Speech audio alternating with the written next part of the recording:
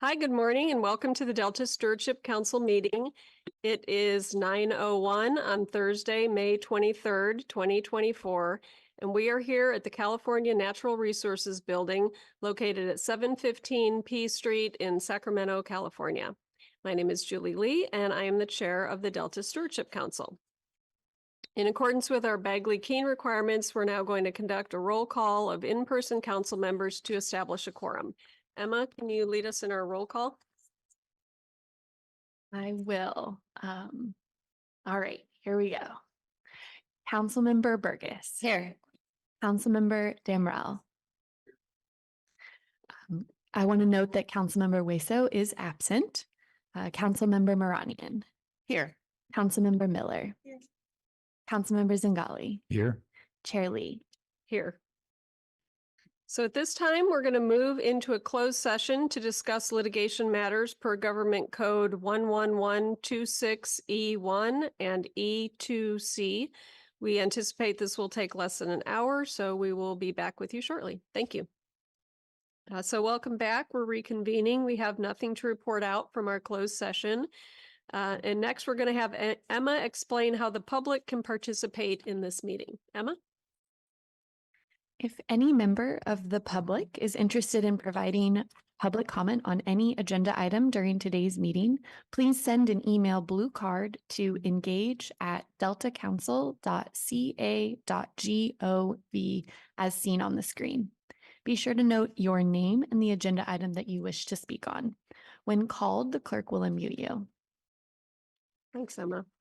So we are on item 5, which is public comment. This is an item for the public to comment on any topic that is not on the council's agenda.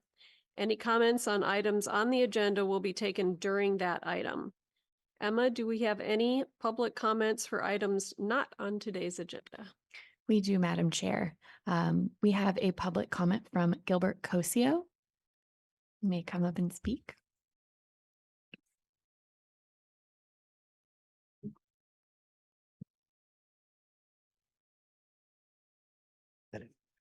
Thank you. Good morning, Chairman Lee and members of the council, especially Mr. Zingali. I used to see you up there. I'm used to seeing you on that screen. You're a little different. My name is Gilbert Cosio. I'm with River Delta Consulting. I've been working as a district engineer for Delta Levy districts for over 40 years. In that capacity, I counted it up because I'm a consultant now as I'm semi-retired. I counted it up. I worked for almost half of all the reclamation districts during my tenure. I think 46 of them I counted up. Anyway, I just wanted to comment on your current rulemaking process to modify the California Code of Regulations sections relative to covered actions, certifications of consistency for ecosystem projects. This rulemaking process was briefly mentioned at your last meeting during the executive officer's report. Prior to about a month ago, we had not been aware of the proposed changes.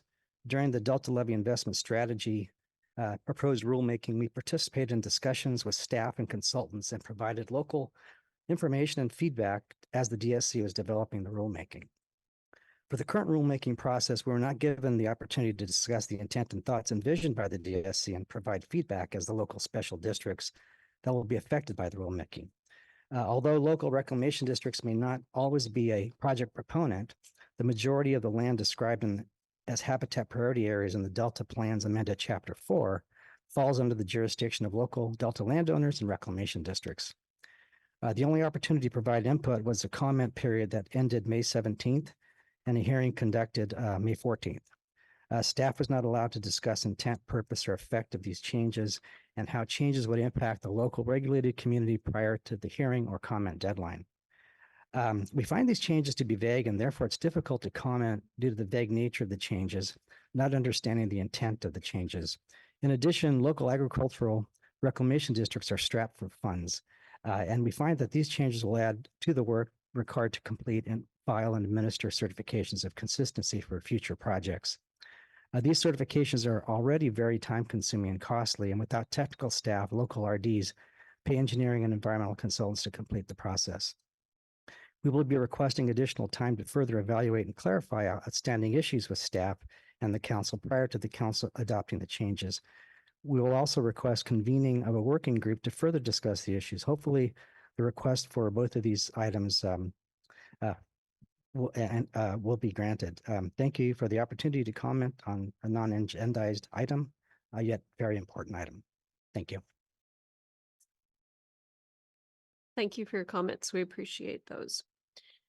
So our next item is our consent calendar. Madam Chair, we have 3 additional public comments online. I'm sorry. Thank you for noticing that. Okay, let's go ahead and move on to those public comments. Our first public comment online is from Eric Almas. You should be able to speak now. Hi, good morning.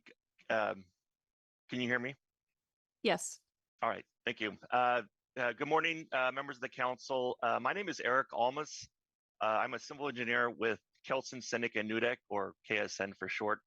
KSN, just like Gilbert before me, very active in the Delta. KSN represents currently probably about a little over two dozen reclamation districts in the Delta.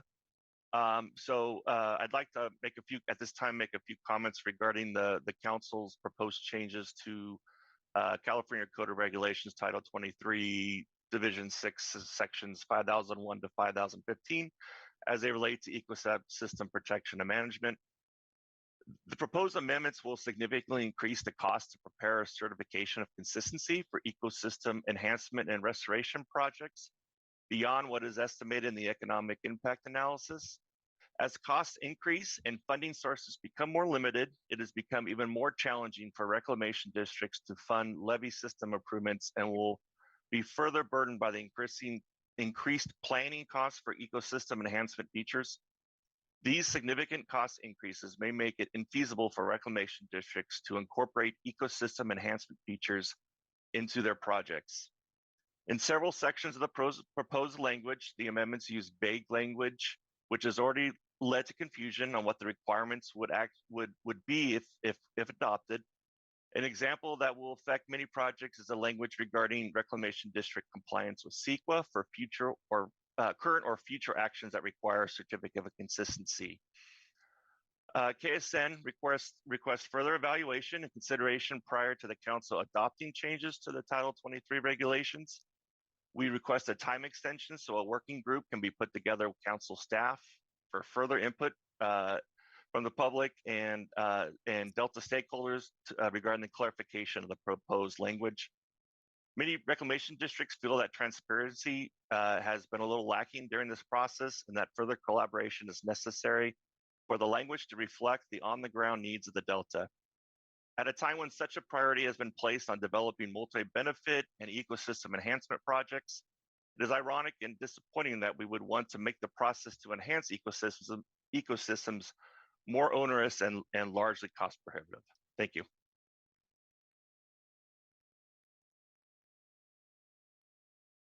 We have additional public comment from Michael Moncrief. You should be able to speak now.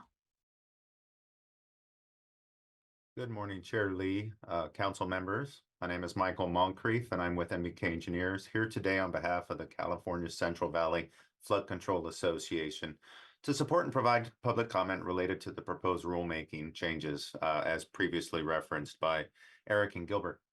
The association, as part of its membership, represents approximately 30 reclamation districts within the legal delta and provides support and advocacy on issues such as this. Thank you again for the opportunity to provide verbal and written comments last week related to the recent rulemaking hearing. Appreciate Jeff and Ava for their work. The association does have concerns similarly to KSN and River Delta related to the proposed rulemaking and amendments.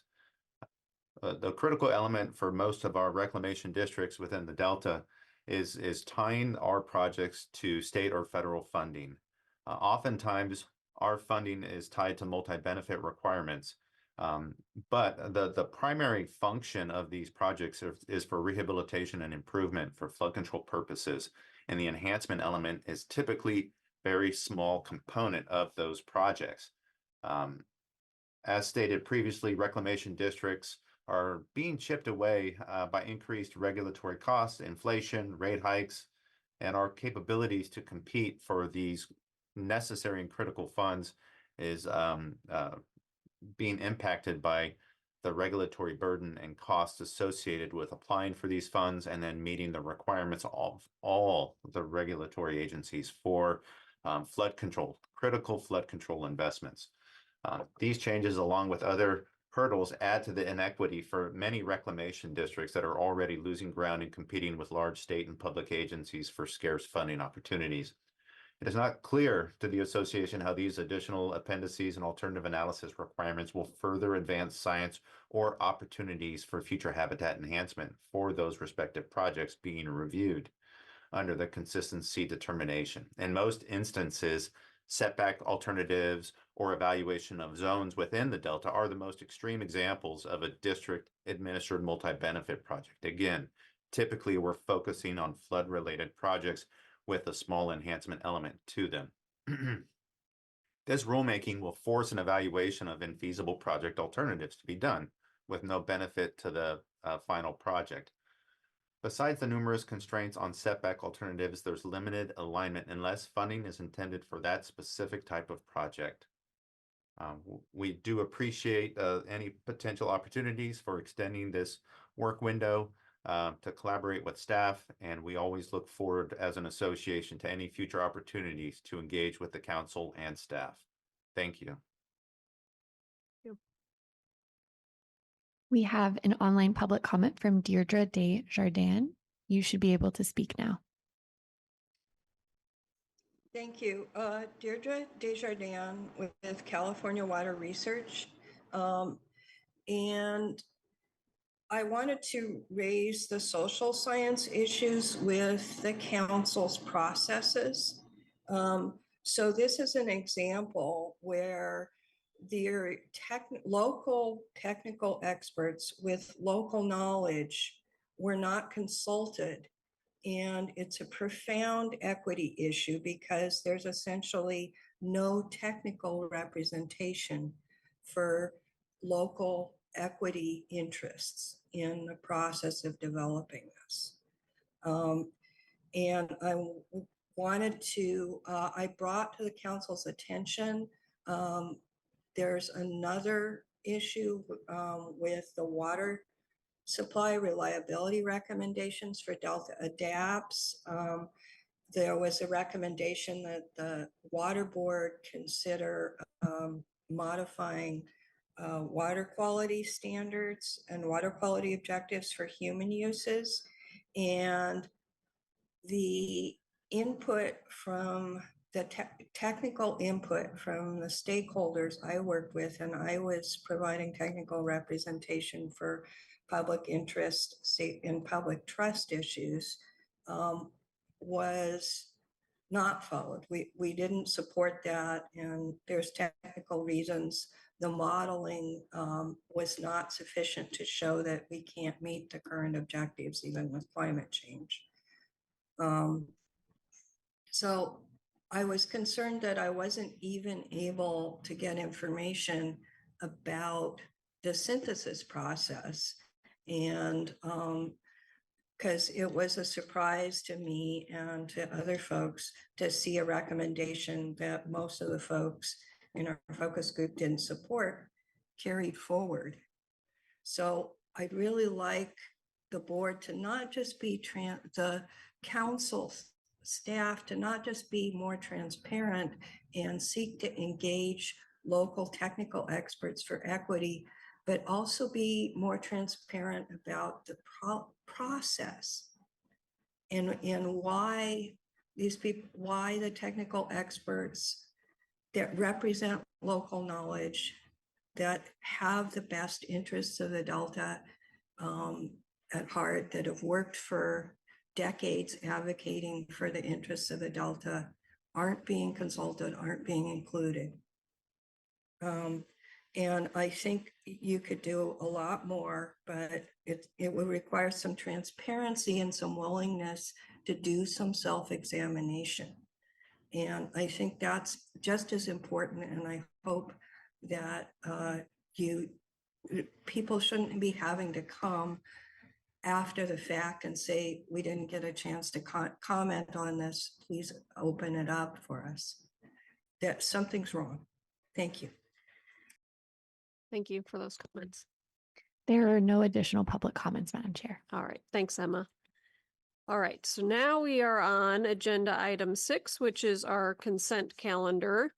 We have 2 items on the consent calendar. The first is the adoption of the April 25th, 2024 meeting summary. And the second one is the consideration and possible adoption of a contract amendment with AECOM to extend the performance period to the master contract. And this was under resolution 2024-05. First, I'll ask the members if there's any need for discussion on either of these items on the consent calendar. Okay, seeing none. Before we take our vote, I'll ask if there are any public comments on any of the items on the consent calendar. Emma? No, Madam Chair, there are not. Thank you. All right, I will now entertain a motion to approve these 2 items. Move approval of the consent calendar.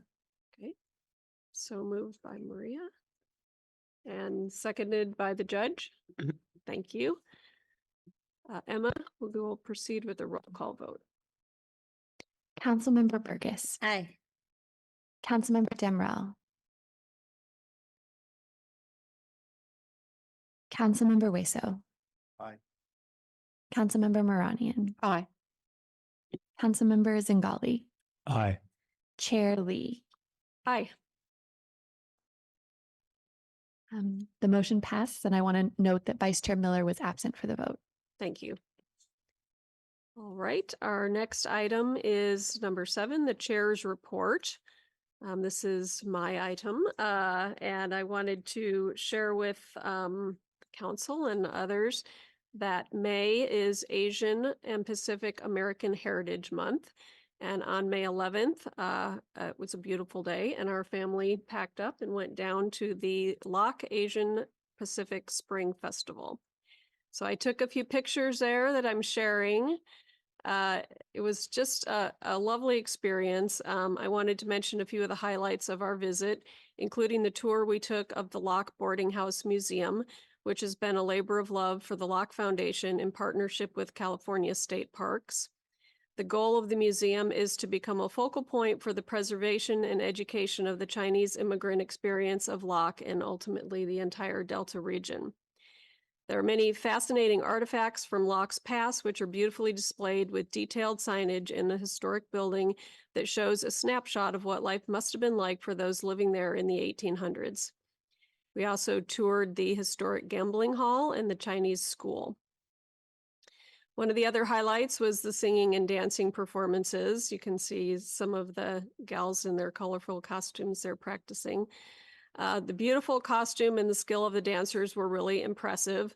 One of the crowd favorites was a bamboo stick dance where they had these large stalks of bamboo and they were tapping them on the ground and then banging them together. And the dancers would have to step in and out of the sticks and avoid having their ankles crushed by these bamboo sticks. It was amazing to watch. It was really fun, and they got the public involved too and taught some of the kids how to do it. So it was a great experience. Loch faces many of the same modern day challenges as other rural communities, struggling economically while attempting to preserve and celebrate its historic and cultural legacy. Loch is the largest and most complete example of a rural agricultural Chinese American community in the United States, and I just wanted to highlight it here and express my thanks to the work of all of its residents and the Loch Foundation to ensure that this unique and diverse area is preserved. I also wanted to turn it over to Diane Burgess for just a minute so she could report out on a meeting that she had this month as well. Thank you, Charlie. Yes, I, along with the other members of the Stewardship Council, were invited to a lunch with folks from Metropolitan Water District who were up here in Sacramento for the, is it the Aqua? Yeah, and so I drove up and ended up being the only member of the council that was able to attend. I was able to attend with Jessica Pearson, Jeff Henderson, and Lisa Marie. Lisa Marie, thank you, Wyndham Myers, sorry. Um, and the people that were representing the Metropolitan included Chair Ortega, the general manager, 4 other members of the board, and 3 other staff. And it was a good conversation. They talked about the challenges that they're dealing with related to, all the different ways of having to deal with delivering water for 27 different agencies. And we talked about the Delta, discussed flows and the value of that. And there was also a discussion related to high seismic issues on the Delta. And so I think, I've requested that we have some sort of presentation related to seismic activity and issues on the Delta. I think there's possibly some misunderstandings. There's some clarifications on the risks that I think would be good for us to know. And then there was also a discussion related to DLIS and the Delta Levees Maintenance Subvention Program and their support of it. So it was an interesting conversation, and I appreciated the opportunity to get to represent the Stewardship Council. Thank you. Thank you. Thanks for that. It's one comment that everybody at MWD, when I saw them, mentioned that it was a very fruitful meeting. Thank you for all your work. Yep. Thank you. Definitely. Thanks for attending that. Hopefully a few more of us will be available next time for that meeting. So our next agenda item, I'm sorry, is there any public comment on that item? No, Madam Chair, there is not. Thank you. Our next agenda item is the Executive Officer's Report. So I'll turn it over to Jessica Pearson for that. Thank you. Good morning. I'm going to start with an update on a matter that I would put in the category of Delta Plan implementation. The council staff recently learned that the U.S. Army Corps of Engineers is considering reversing its nearly 2-decade-old policy prohibiting vegetation on levees, woody vegetation in particular, trees and shrubs. Since 2007, the Army Corps has had a policy that prohibited trees and shrubs on levees as a condition, I believe, of eligibility for some of their funding programs. So if you've been to the Delta, you can see how this policy would present a huge challenge for compliance for Delta levees, many of which are studded with historic oak trees and other plants and trees of habitat value for the Delta. The restrictions stemmed from concern that vegetation could threaten levee integrity and as a result pose a risk to public safety. The anti-vegetation policy was opposed at the time it was adopted by environmental groups as well as state agencies who are charged with protecting and enhancing the environment. And the failure to comply with the policy can make a levee district, as I mentioned, ineligible for rehabilitation funds after a disaster. The Delta Plan includes a recommendation, ERR4, calling for the Army Corps to exempt Delta levees from this restriction, because this is a nationwide policy and Delta levees are unique, we think. So we view this proposed policy change as a step in the right direction of Delta Plan implementation, and we are definitely tracking it and engaging. There is some new research that shows that native riparian vegetation may actually strengthen the soils that form the levees and can protect against erosion. And then obviously we know that they provide critical habitat. So the Army Corps is applying this new understanding to update its policy. So there is a public draft of best practices for vegetation on levees, which is a guidance document. It's out for public review and comment at leveesafety.org. Comments are due by July 1st. So right now, staff are really actively trying to increase awareness of this proposal and of its comment period for those that we know we may be interested in commenting. And we're also working with legislative staff to ensure that their offices are aware. So we will keep you updated of any developments on that. Just to add, that also helps. Some vegetation helps with cleaning the water quality, and it also provides habitat for wildlife, and it also helps cool the water. Yes, indeed. I don't have any covered action certification updates. There have been none filed since our last meeting. We do have a comment letter that we sent on May 20th. There's a copy in your board packet. This is to Yuba County Water Agency regarding their draft environmental impact report for the extension of the Lower Yuba River Accord water transfer program. So this is about water transfers. The letter outlines that the project does not appear to meet the definition of a covered action as it represents the continuation of an existing project, but that new water transfers through the Delta may be covered actions if they occur above and beyond normal operations of the State Water Project and Central Valley Project. So a copy of that letter is in your folders. In terms of personnel, we're excited to introduce Ruby Kale. Is Ruby in the audience? Give us a wave, Ruby. As a University of San Francisco McCarthy Fellow who is going to spend her summer with us at the Delta Stewardship Council. She's an incoming junior at the University of San Francisco with a major in politics and minors in public policy and Chinese studies. She started her environmental journey volunteering at the Seattle Aquarium, and she serves now as the founder and president of the Disabled Student Union at USF. So she's going to be assisting us with policy analysis, legislative tracking, and our environmental justice and tribal outreach here at the council. So welcome to Ruby. And that is a program that we have hosted multiple fellows over multiple summers and always happy to be partners with that program. You have your outreach highlights report as always in your packet and your active projects list to see what's happening currently in the Delta. I do want to point out a few things from the outreach highlights report this month. April was a really busy month for us for communication. Some of the most popular engagement items on our social media were a video featuring our science funding manager, Dylan Stern, who is promoting the application period for our 2025 Delta Science Research Awards.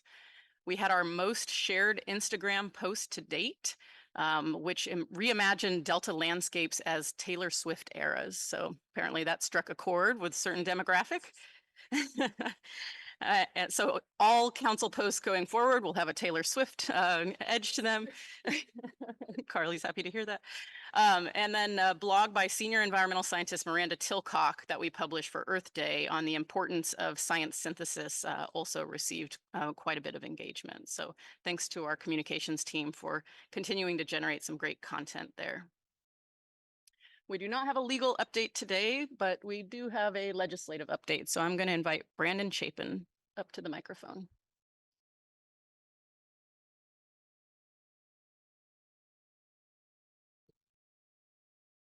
Good morning, Shirley and council members.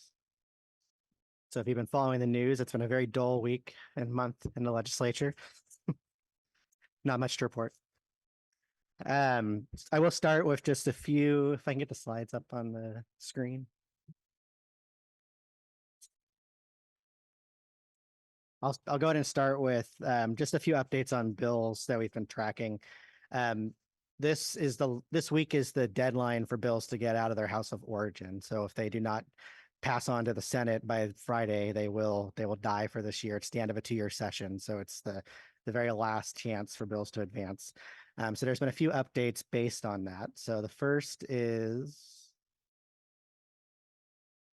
maybe. If I can get the next slide, please.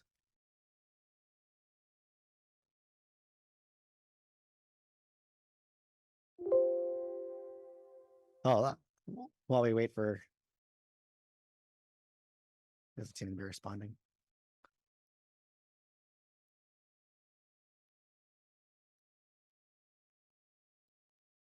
Oh, the first one is AB 2614. You'll remember that I mentioned this last month. This is from Assemblymember Ramos and deals with the water quality control plans that the Water Board puts together. This would have required the Water Board to consider tribal beneficial uses in its basin plans. This bill died on the Assembly suspense file. Our next one is SB 586. This is actually from Senator Eggman, and this one has actually been one that I've been reporting on for, I believe, over a year now. This would extend both Mossdale Track in the Delta and the city of West Sacramento's deadline to meet an urban level of flood protection from 2028 and 2030 respectively to 2040 for both of them. The one addition since this bill has moved is that it does require every 5 years for both of those flood agencies to report to the legislature on progress made. But this was signed by Governor Newsom a couple weeks ago. And it also has an urgency clause, so that went into effect immediately.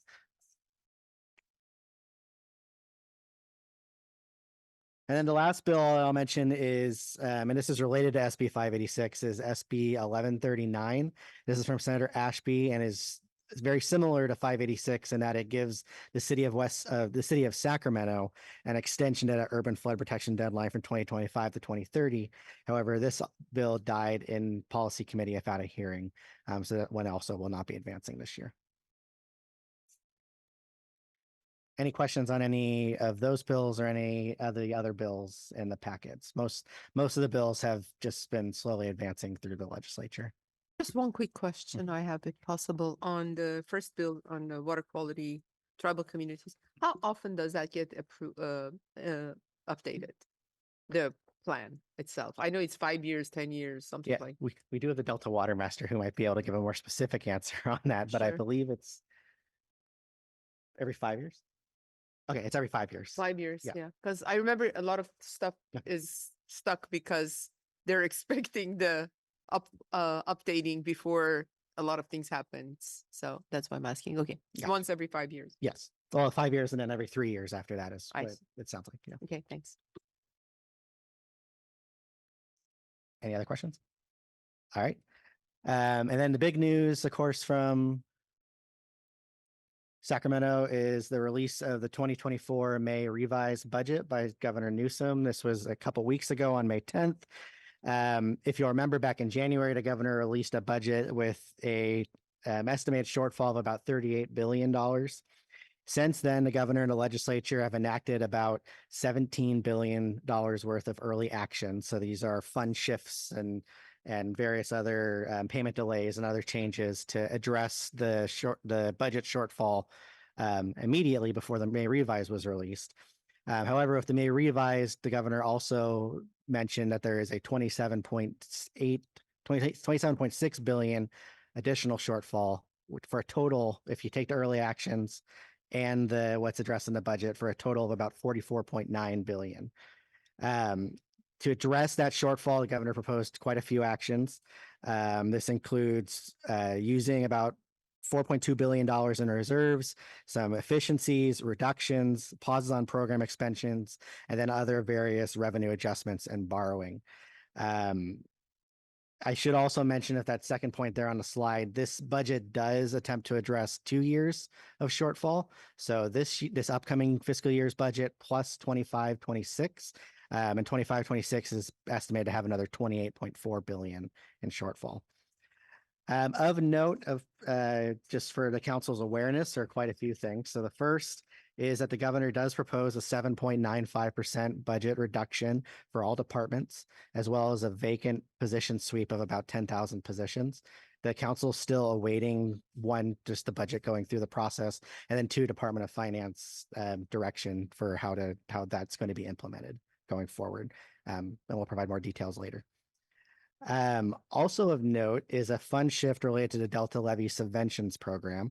So there is a spring finance letter for the budget that proposes to shift about $5.2 million in Proposition 1 local assistance funding to state operations for the program. So that's primarily administration, so that's staffing for the program. And it's the council's understanding that the subventions program, local assistance, has funding for the next fiscal year, but after that is unclear going forward. And in regards to the bonds, still awaiting any word on bond movement. The legislature has, and the governor both have until June 27th to pass any bond measures and sign them to get them on to the ballot going forward. So should have a more detailed update in June. With that is the budget, and that's my report. So I'll open it up to any other questions. So as a county representative working on our budget, I'm hearing that beyond 25-26, it still looks pretty brutal as far as revenue and budgets. So I think this is going to be continuing for a while. Yeah, that's from both. Yeah, the Department of Finance and the Legislative Analyst Office have both projected that. Yeah.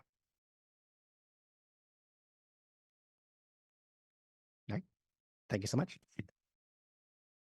Jessica, was there anything else on your report? Thank you, Brandon. I'll just go ahead and foreshadow the rest of the agenda. So we'll hear from the Delta lead scientists on their lead scientist report. We'll also get an analysis of the Department of Water Resources recently submitted levy investments report, which is under the purview of our Delta levy investment strategy. We're going to get an update from the Delta Water Master, and then a presentation on progress to date of the Pacific Flyway Center project. This was a covered action that was certified consistent with the Delta plan back in 2021, and it's a proposed nature and interpretive center near Fairfield. So that concludes my report. I'm happy to take any questions or go to public comment. Thank you very much. I don't think the council members have any questions. Emma, are there any public comments? Yes, we have a public comment from Deirdre Desjardins. You should be able to speak now. Yeah, Deirdre Desjardins with California Water Research. And I wanted to say that it's really unfortunate that the deadline for providing 1 in 200 year flood protection for West Sacramento and Mossdale Tract got pushed back. This is particularly Stockton does the federally authorized flood control project for Stockton doesn't adequately consider climate change. And so the new estimates show there's much higher flood flows. It's a huge risk. And they're expanding the bullseye by continuing to build and kicking the can down the road. There is flood resistant architecture that can be built that has a raised first floor or doesn't have habitable uses on the first floor, has like parking or storage. And we have to be facing the reality. If you see what happened around the world with extreme flooding in 2022 and 2023, and it's just staggering. And we had extreme precipitation in Southern California this year. I think it's going to hit sooner than later. And it's politically inconvenient. Developers have a lot of sway, but I think that's one of the most important things that the council did was have regulations that required new development to meet standards for sea level rise. And we're just not facing it.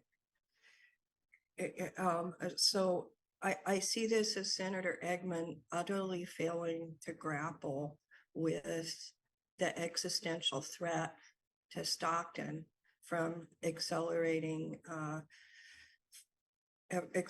flood risks and accelerating sea level rise. And I think the legislature doesn't really grasp the danger from climate change. So thank you. And I hope the council will consider these risks going forward. Thank you. There are no additional public comments, Madam Chair. Thanks, Emma. All right. So our next agenda item is our lead scientist report. So I will introduce Dr. Lisa Marie Wyndham Myers. Thank you, Madam Chair. And I know we have a figure coming for this particular paper. So we're going to talk about drought. I know this isn't really the year yet, not looking that bad, but we know that's part of the long-term record and we do need to talk about it. And the title's great. So Dry Me a River. ecological effects in the upper San Francisco estuary, otherwise known as the Delta and Suisun region. And so with some things to highlight about this particular paper are the fact that it's coming from the Interagency Ecological Program, which is, they just had their meeting here about a month ago. I think you might recall it was the same week as the council meeting. It's a wonderful opportunity for cross-agency synthesis and discussion of advances in science and how to move forward. They really push forward on synthesis. This particular group is the Drought Synthesis Team, and there's 24 people across agencies, so Department of Fish and Wildlife, the Department of Water Resources, USGS, State Water Board, Fish and Wildlife Service, U.S. Fish and Wildlife Service, and they made good use of 40 years of historical data, actually 50, going back for some of the data. And so what they were able to do was pull together all those data, not model responses, but data responses, and analyze them with additive models, with regressions, and look at patterns that you find when we have drought events. And they define drought as about basically two consecutive years of drought, of low. There's three kinds of drought, just to be clear. There's meteorological drought, which means low rainfall, which generally leads to low river flows. That's hydrological drought. And then the third is called sociological drought. And that is basically less water for human use. So things like salinity impacts and such. So this drought synthesis team focused on hydrological drought with something called the Sacramento Valley Index, which is a record that we have going back in time. And they were able to tie these records of drought to ecological data that had been collected in these 5 regions that you can see in the third tier of this graphic. There's a lot of lumping of the data that they had to do. So they lumped by seasons, they lumped by regions, these 5 specific regions, and found very clear, distinct data trends that show where the reduction in flows during drought conditions lead to increases in residence time, lead to decreases in transport, and they're often coupled with higher air temperatures. But what they really were able to show was how those hypothetical hydrologic connections then lead to intermediate drivers of ecological effects like habitat connectivity, so floodplain connection with the rivers, how it affected salinity distribution, water clarity. And you can see from the colors in the second tier of this graphic how each of those issues of concern were related to the hydrological drivers. So, for example, the habitat and salinity responses were strongly affected by transport. They believe the water clarity seemed to be an issue of residence time, basically how long the water is sitting there. There's a lot of clear quantifiable metrics I can discuss if you're interested, but the bottom line was that they were able to show convincingly that flow was related to all of these intermediate drivers via these mechanisms, and then they had different responses across the estuary. So it's not the same story in all corners, right? And there's some parts of the Bay Delta, I'm sorry, of the Suisun Delta region that have very different effects. And the two that really stand out is the responses in Suisun Marsh are very different than the responses in South Central. And so the ecosystem responses that they were able to tie in here that were pretty profound were things like phytoplankton responses and zooplankton responses. And again, those are the little critters at the base of the food web. You can see there that they have in the arrow, it goes going back, and it's not in one direction. The phytoplankton response was very different in Suisun versus South Central. And so, for example, the graphic here is showing you that that the phytoplankton is having, it's basically getting increased in South Central region, but it's actually being decreased in Suisun Marsh under these drought conditions. And the reason for this is the longer residence time in the South Central area is leading to greater phytoplankton blooms and greater zooplankton availability, again, base of the food web. But you can see by the little circle there too, that there's also the community change, that it's not the same phytoplankton and it's not the same zooplankton. Things are changing because of salinity increases in the South Central, and then also in Suisun. And the point here is that the spatial responses are so profound that we need to start talking about these regions in a very clear way as having different responses to drought. I can go through sort of, a lot of the work that was done, but the key points here is that it supports the hypotheses that have been talked about for quite a while and are modeled often. But this was done with data. This was actually done with long-term records, and they point to that this is somewhat of a new normal, because 3 of the drought records are within the last 20 years. And so because this is becoming, if you look at the Sacramento Valley Index going back in time, we've had about 7 of these drought events that show up in that record, and 3 of them within the last 20 years alone. And so it would be it's hard now to tease apart, for example, what's causing a pelagic organism decline, because there's these drought influences that we can tie through here that could be part of the pelagic fish decline, which is basically all the smelt and the striped bass and so on. And there's also a decrease in salmon returns. So the reason I'm telling you this is that they're not saying they're not pointing to a solution. What they're pointing to is the need to consider drought effects on a regional basis, and have the data to support tracking this so that we can have appropriate responses. And then I think I can get into the details a little more if you have any questions, but the paper is so well laid out, and it's in the San Francisco Estuary and Watershed Science Journal, which we help support. And it is, it's basically a team effort that's really impressive, a very strong Delta Science program component here, where a lot of the data sets were actually pulled together by staff, and also some of the team, the 24, what do you call it? Members of the drought synthesis team, several of them are Delta Science program staff. I guess the last thing to plug about this paper is that it's in a special issue that also relates to other specific drivers within these same concerns.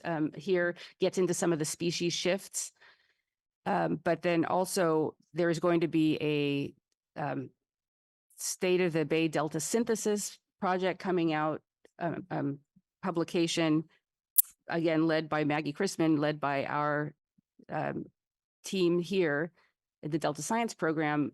And the lead author of this paper, which is Rosemary Hartman, is also a lead author on a key chapter in that State of the Bay Delta Science, again, dealing with drought effects and then taking it through to sociological impacts as well.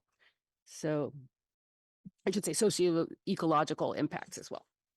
So yeah, I'm happy to take any questions on this paper that you might be interested in. It just made me start thinking about all of the discussions we've had about the harmful algae blooms and predictions and all of that. So I'm curious if there's some overlap there.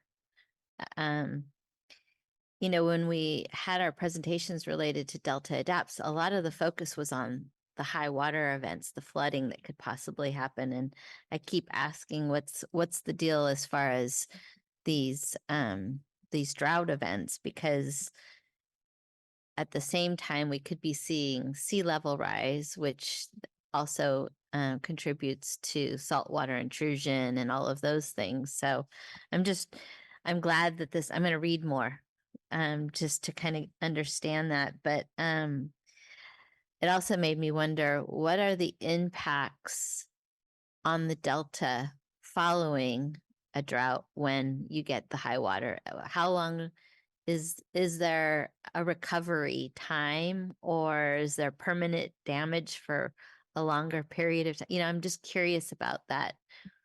What is the recovery and all of that? So it just made me think, but I appreciate you sharing all this. Yeah, I don't have a specific answer to the recovery time. I will say that they analyzed the record for droughts signals against these multi-year drought events and wet year events, multi-year wet years events. And then the third category was neutral, like neither one. So it's just, you know, kind of up and down. And so they don't talk about a lag time, but it's the kind of thing that now can be analyzed because they pulled together this huge data set, and we can start to ask those questions about recovery and so on. And, you know, I'll actually bring that up with Rosemary Hartman for her chapter in the State of the Bay Delta. Because on there, it said the intermediate drivers. And I was like, a lot of those are related to the harmful algae blooms, you know? So when we start to see water temperature and lack of flow and all of that, is that part of the effects that we're seeing more of those because of the recovery is not necessarily happening as much as we would hope it would? Very likely. Yeah. Very likely. But yeah, the data that they use for the harmful algal, I'm sorry, for when they say community composition is changing in the South Delta, it's primarily the data they have on microcystis, which is a harmful blue-green algae, but it's a cyanobacteria, to be clear. But it, you know, the more monitoring would actually that we can do, the better we can increase that data set, because this is lumped data. This is basically June, July, August, and September, October, November, and you know, because that's how when you start harmonizing data, you have to look at bigger chunks of time. And so it might be that we can get some finer details on times of bloom and how it's exactly related to flows. So it's exciting to hear that everybody's finally getting all that data and thinking in those bigger pictures. Thank you. You had mentioned that there were 3 droughts in the last 20 years and that they'd looked at 7 altogether. How far back does the data go? Yeah, the earliest drought they looked at was the 1929 to 1937 drought. So that's a monster. That's 8 years. Yeah.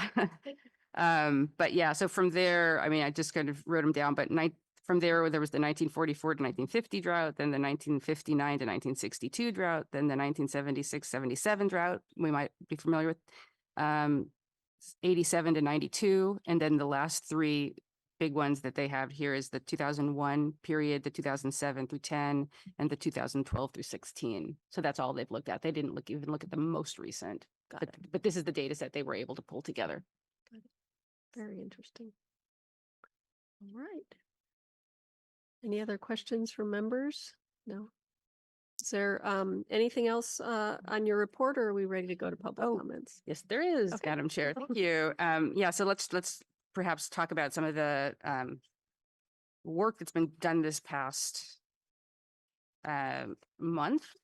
One of the big things we did was present the cyanobacteria harmful algal bloom monitoring strategy at the DPIC meeting, the Interagency Committee for Delta, the DPIC meeting, I should say, the Delta Plan Interagency Implementation Committee.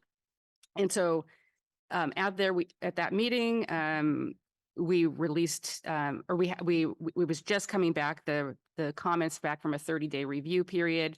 Staff is currently working all those comments and comments from DPIC into the new final to be released monitoring strategy that will come out this summer. We had presentations there by Department of Fish and Wildlife, Department of Water Resources, or I should say the I'm sorry, not the presentation. The presentations were from State Water Board and DWR and Tricia from the Delta Science Program.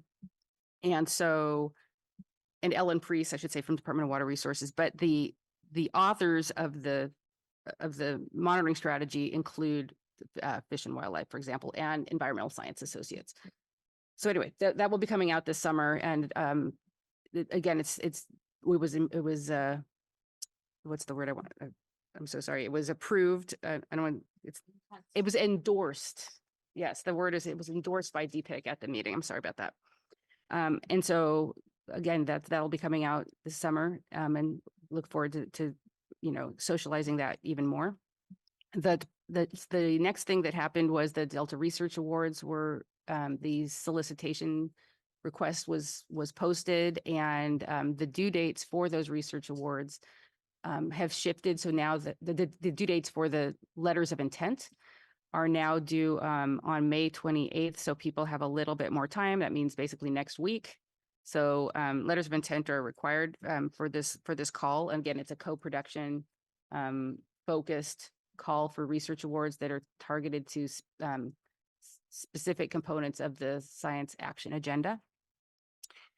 And the other thing that came out, or I should say, before I go into the other things that have just been released, let me talk about peer review, because that's the third topic to discuss.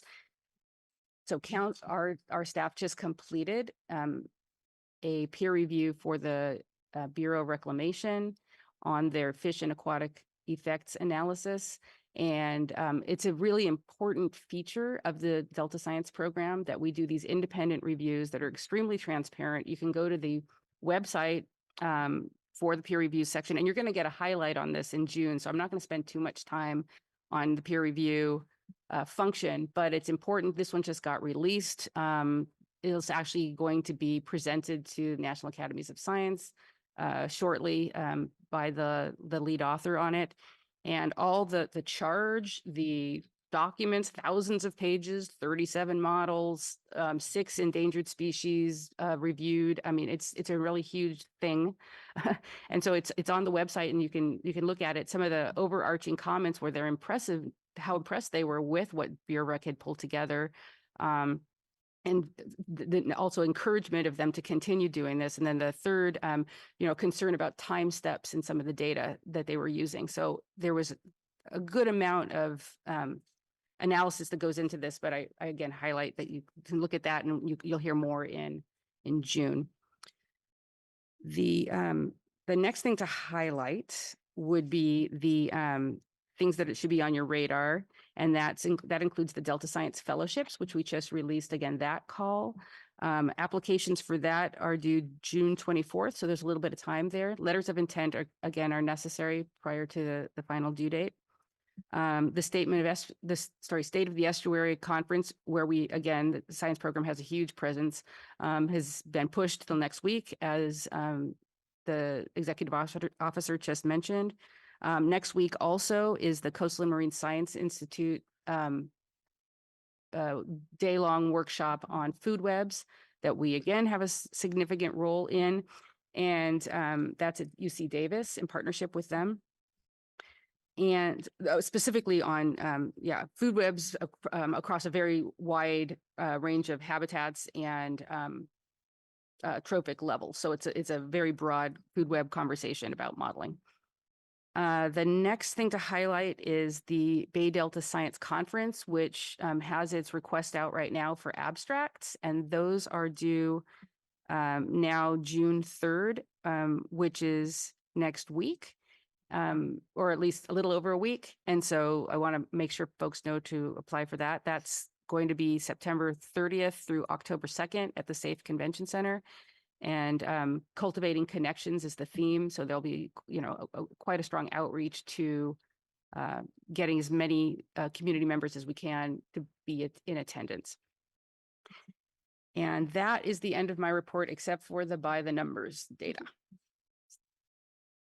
So perhaps we can turn to the by the numbers, and then we can take any questions. So the good thing about what you're looking at is the fact that there's just no surprises. So it looks so much like the data from April that I hardly even want to mention that there's change, because there's like virtually no change. Everything's relatively high. Still, the reservoirs are high, flows are high. You can see in the graphic at the bottom, the Sacramento River, San Joaquin River, and the Central Valley Project and State Water Project diversion data, that those numbers are almost identical to what they were in April, except for the Sacramento River has actually dropped by about 30%. But again, it's still over 100% of its historic flow. So it was flowing even higher, but it's just flowing high. So that said, everything you'll notice is we're not talking about snow anymore. So we've pulled that graphic out and we're talking about temperatures, and the temperatures at these particular locations, again, just sort of bracketing the range of conditions in the Delta, are pretty much exactly what you would expect from the historical record. So no real story there. And the same is true from precipitation, or I should say rainfall, that's occurred this far this year. It's basically about normal from what's expected. So just really no big surprises on this data, but it's nice to have to be able to look at. Very nice. Does anyone have any questions? No? Thank you very much. Emma, do we have any public comment? Yes, we have an online public comment from Deirdre Desjardins. You should be able to speak now.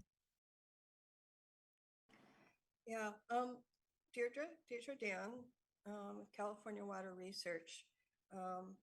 So my research background is in nonlinear dynamics and complex systems theory, and I've been working on climate adaptation for the last over a decade.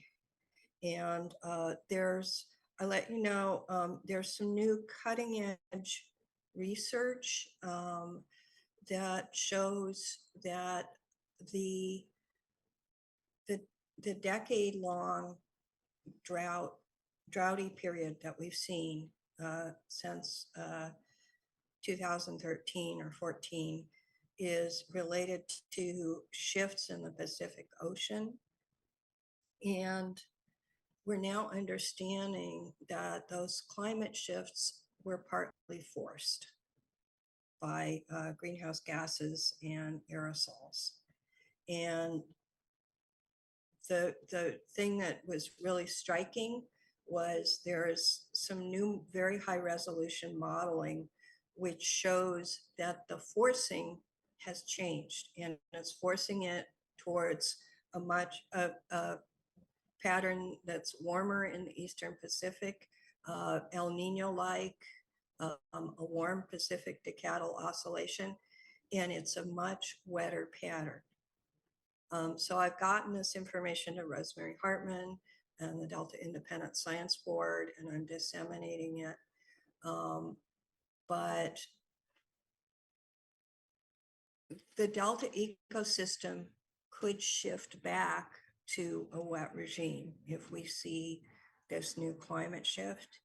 And I've been advocating for to build connections with the climate research community, and particularly with the pattern effect researchers who are doing this research that's just incredibly important for understanding our North American hydroclimate.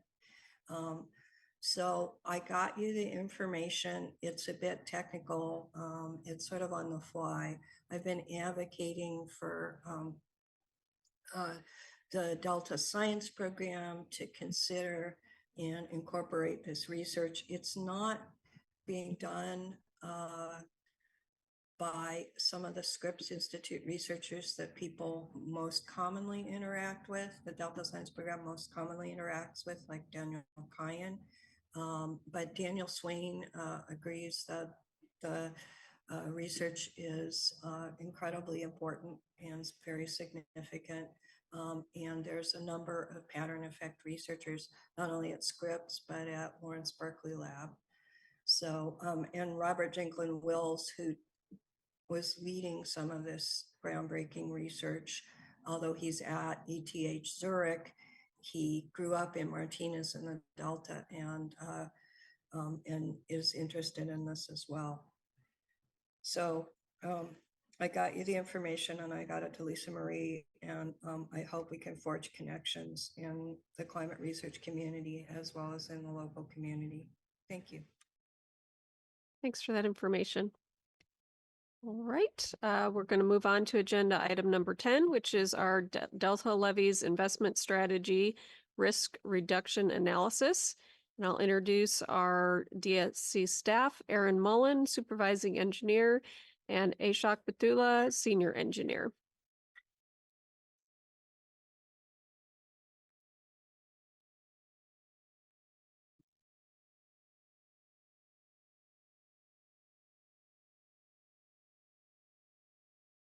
Hello? Is this getting me? Yep. Okay, good. I couldn't hear myself. Good morning, everybody. Thank you for inviting us to present today. As Chairman Julie pointed out, my name is Aaron Mullen, and this is Ashok Bathula, our senior engineer. I know that we are running short on time, and we kind of have a full agenda beyond this, so I'm going to attempt to be brief, even though this is a very complex topic. So hopefully I can strike the right balance there. Okay, next slide, please. All right, so this presentation is going to take place in 3 parts, where I'm going to discuss a little bit of background on the D-list so that you understand what we're doing and why we're doing it. I'm going to then hand it over to Ashok, who's going to talk about the analysis that we conducted, and then I will wrap it up with what we learned. So next slide. Actually, next slide. So as always, we have to start with the Delta Reform Act. D-List was developed in response to the Delta Reform Act, Water Code 85306, which directed the council to develop priorities for state investment in Delta levees operation, maintenance, and improvement. The project D-List began in 2014, but it took 10 years for the regulation to formally go into effect. Next slide.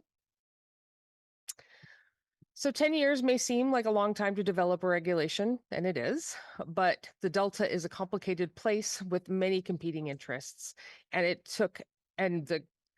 the council took a methodical, iterative approach to develop the prioritization, and it was based on collaboration, coordination, and best available science. D-List started with an issue paper that identified state interests. It then went on to develop a methodology that quantified the risks and develop a platform where the council and the stakeholders could have a transparent and public dialogue around strategic investments in those risks. The methodology uses a decision support tool to assess risk and identify investment strategies. The weight of each state interest is set by the council. I will talk about this a little bit more on the next slide. The decision support tool informed the council and laid the foundation for the prioritization that became law when the regulation went into effect. In addition to prioritizing levy investments, the D-List regulation also identified operations and maintenance as a universal priority, and it created a reporting structure for public review of state investment decisions made by the Department of Water Resources, or DWR. Oops, next slide. I'm going to take a minute to dive deeper into the decision support tool, or the DST, because that is really the meat of what we're going to be talking about today is our analysis using the support tool. The council defined risk as the probability of an event times the consequences of that event.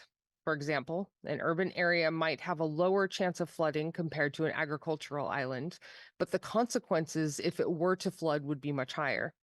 The risk associated with the levee failure can be much greater with an urban center, even if the odds of it flooding are not that high.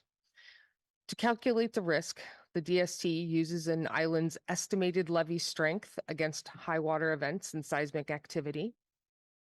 In other words, if there is a flood or an earthquake, do we think that the levees will hold? And if we don't, what does that mean? What is the risk? The council sets the threshold for how much risk we should tolerate.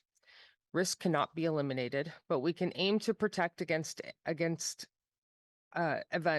that would have the biggest consequences first. The tolerable risk for loss of life is lower than what would be acceptable for a flooded roadway. The Delta is a dynamic place, and as new information becomes available, the DST is updated, and that can and will change the prioritization.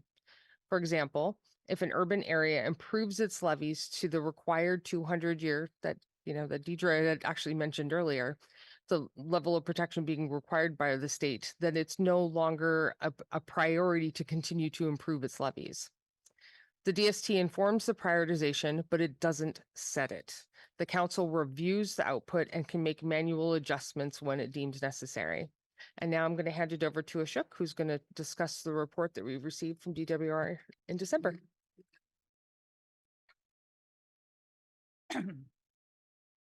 Next slide, please. DLIS investment strategy. DLIS is an important framework that directs. Can you guys hear me?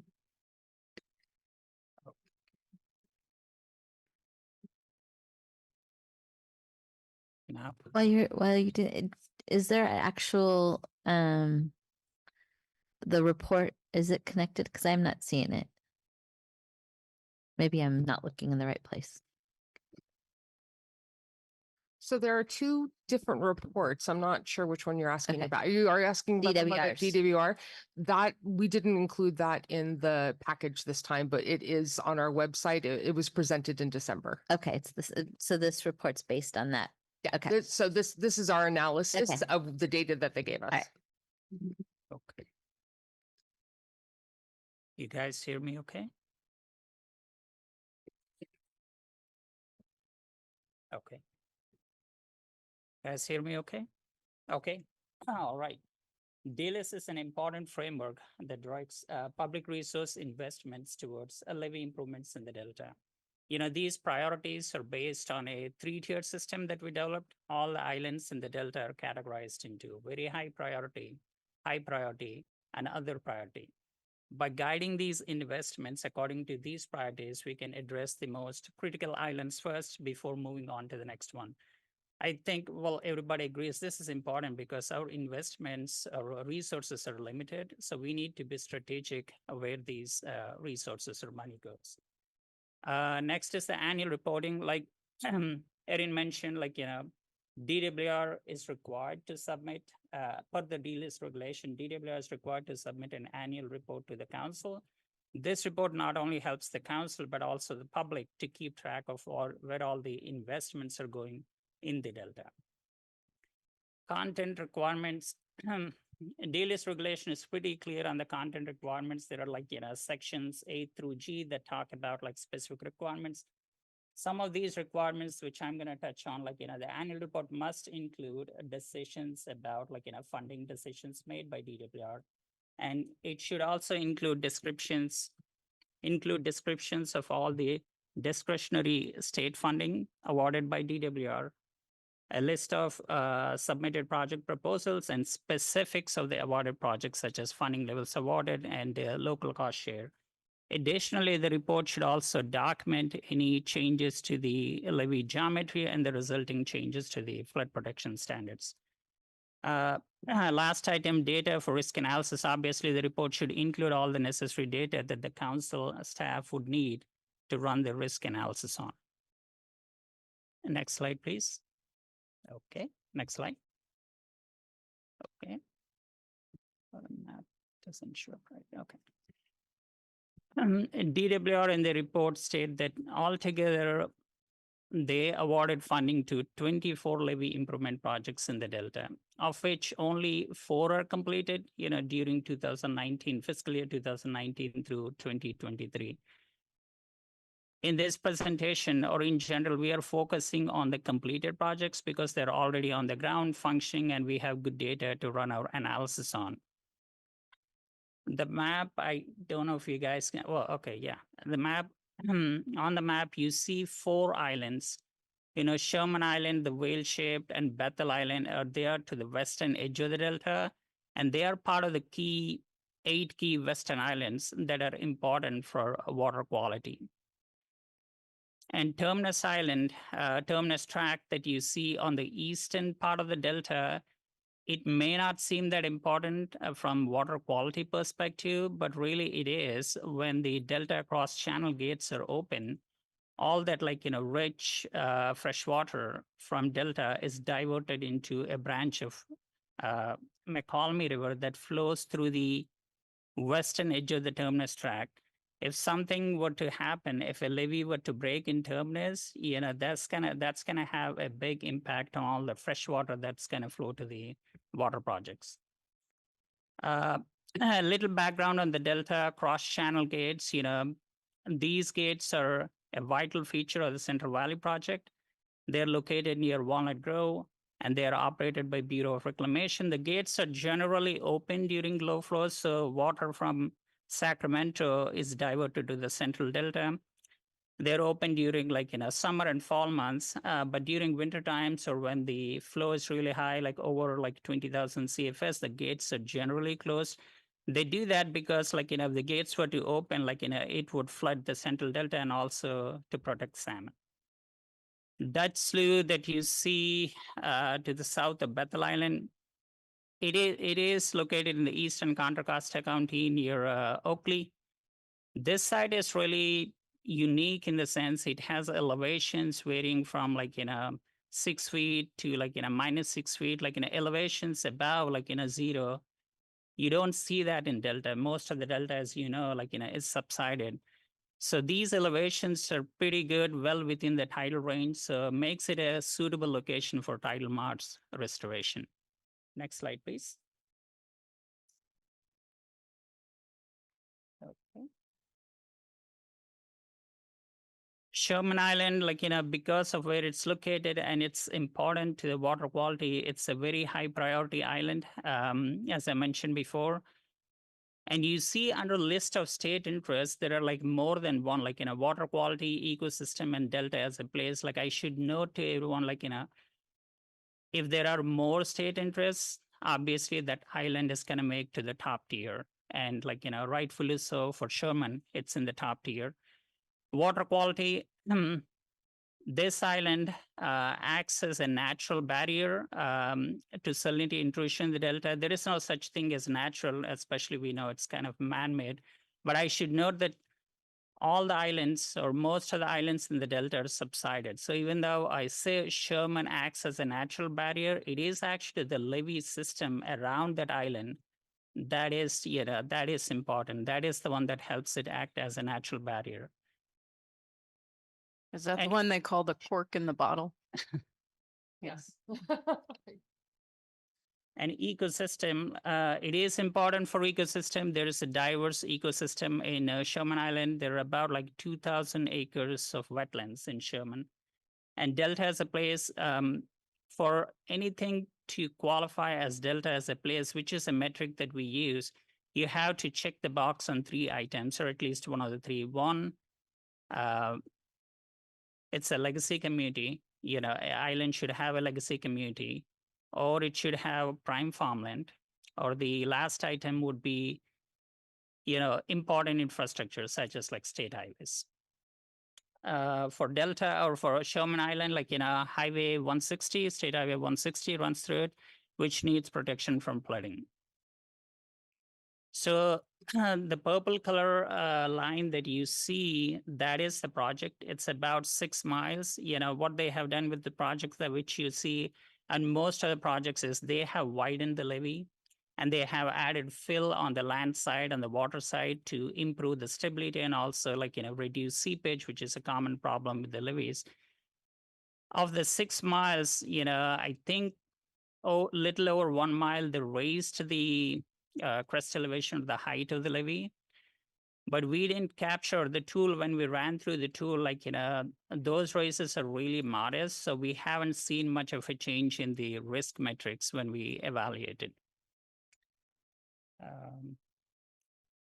So this project, as I should say, like you would see more of the impact or the risk metric changes on the other island, but on this one, as I mentioned before, you don't see much of a change, but that doesn't mean that the improvements that they did is not important. You need to have these like, stronger levies or the wider base levies so that you can raise these levies in the future, which we all know we need it with the climate change and everything, the sea level rise, storm surges, and wind wave action or the wind wave run up going on.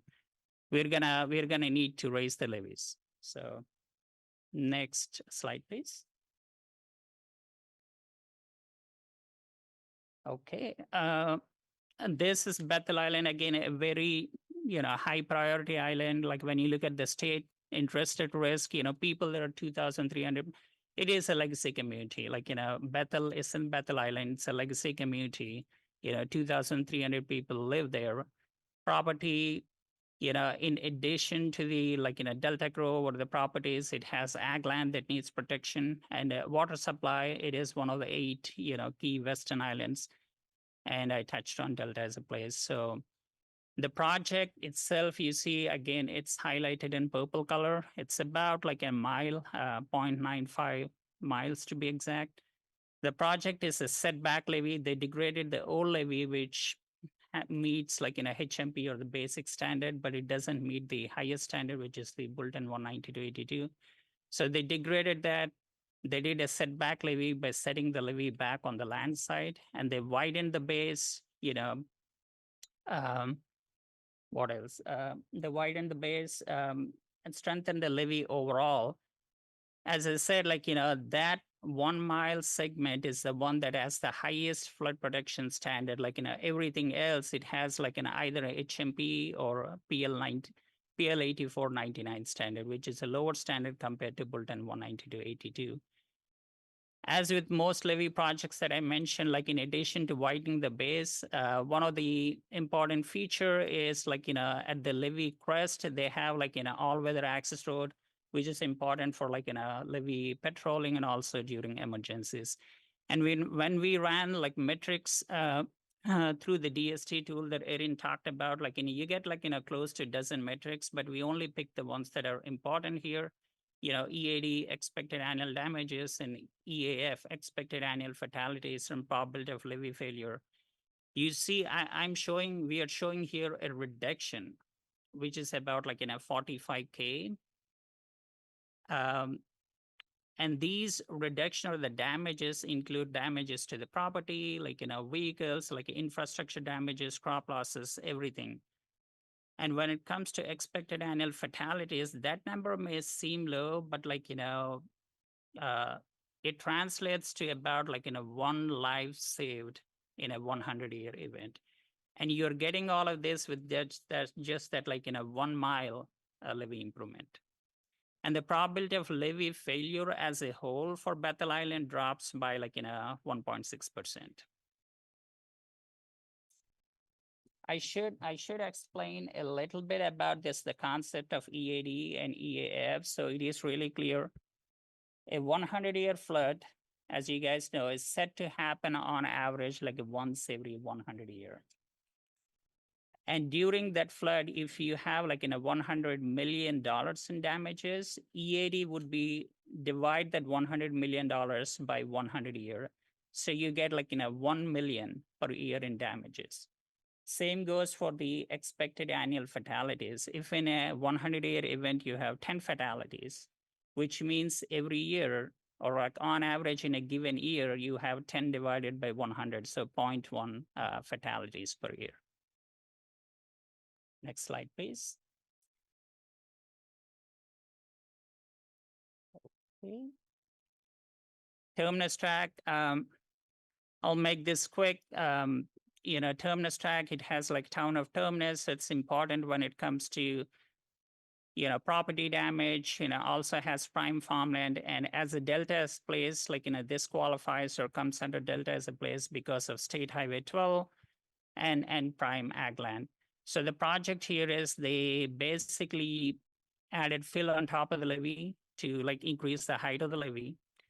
And they worked on the weakest part of the levee. Because of that, you see like, most bang for the buck here. Like, it's one of the most cost-effective projects that we have seen of all the 4 projects that we looked at.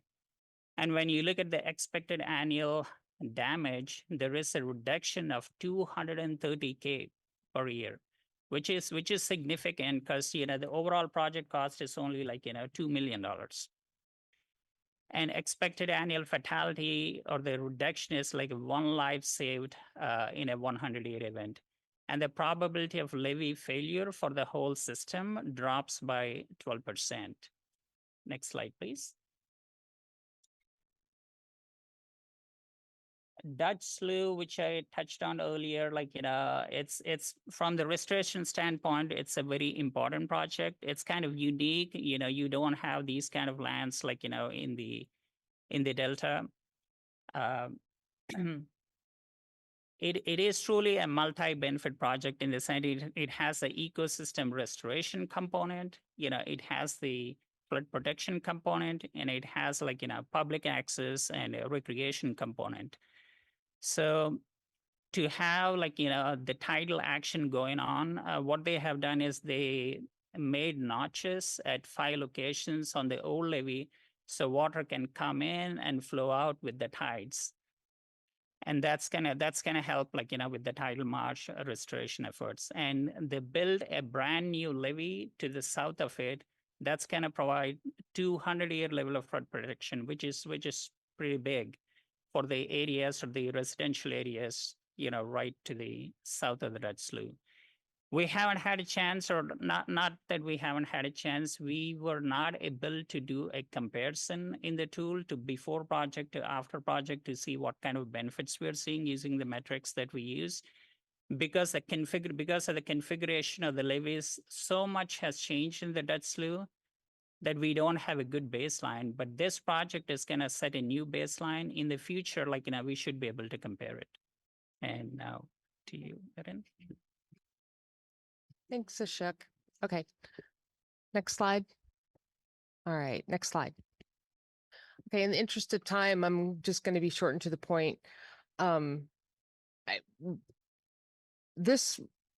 If you take out Dutch slough, which is a significant effort, and it was part of Eco Restore, these projects only amount to $12.5 million of investment out of what we have identified as $1.3 billion of need. So it's really just a drop in the bucket. We didn't see huge reductions in risk because these were such modest projects. I think the takeaway from this is that we really the importance of continued investment. I don't need to belabor the point that there's just so much. There's so many state interests in the Delta that need protection. Water supply, Delta's place, prime ag, ecosystem, all of that. And the levees are really the backbone for the Delta. If you don't have the levees, you don't have a Delta. You have a marsh or you have Frank's Tract. So I think, I just would really like to wrap up that continued investment is critical. When we make investments, we do see reduction in risk, but the amount of reduction is going to be commensurate with the amount of investment. So, and with that, next slide, please. And that concludes my presentation, and I will open it up to questions. Thank you. That was very informative. I really enjoyed that. Members, does anyone have any questions?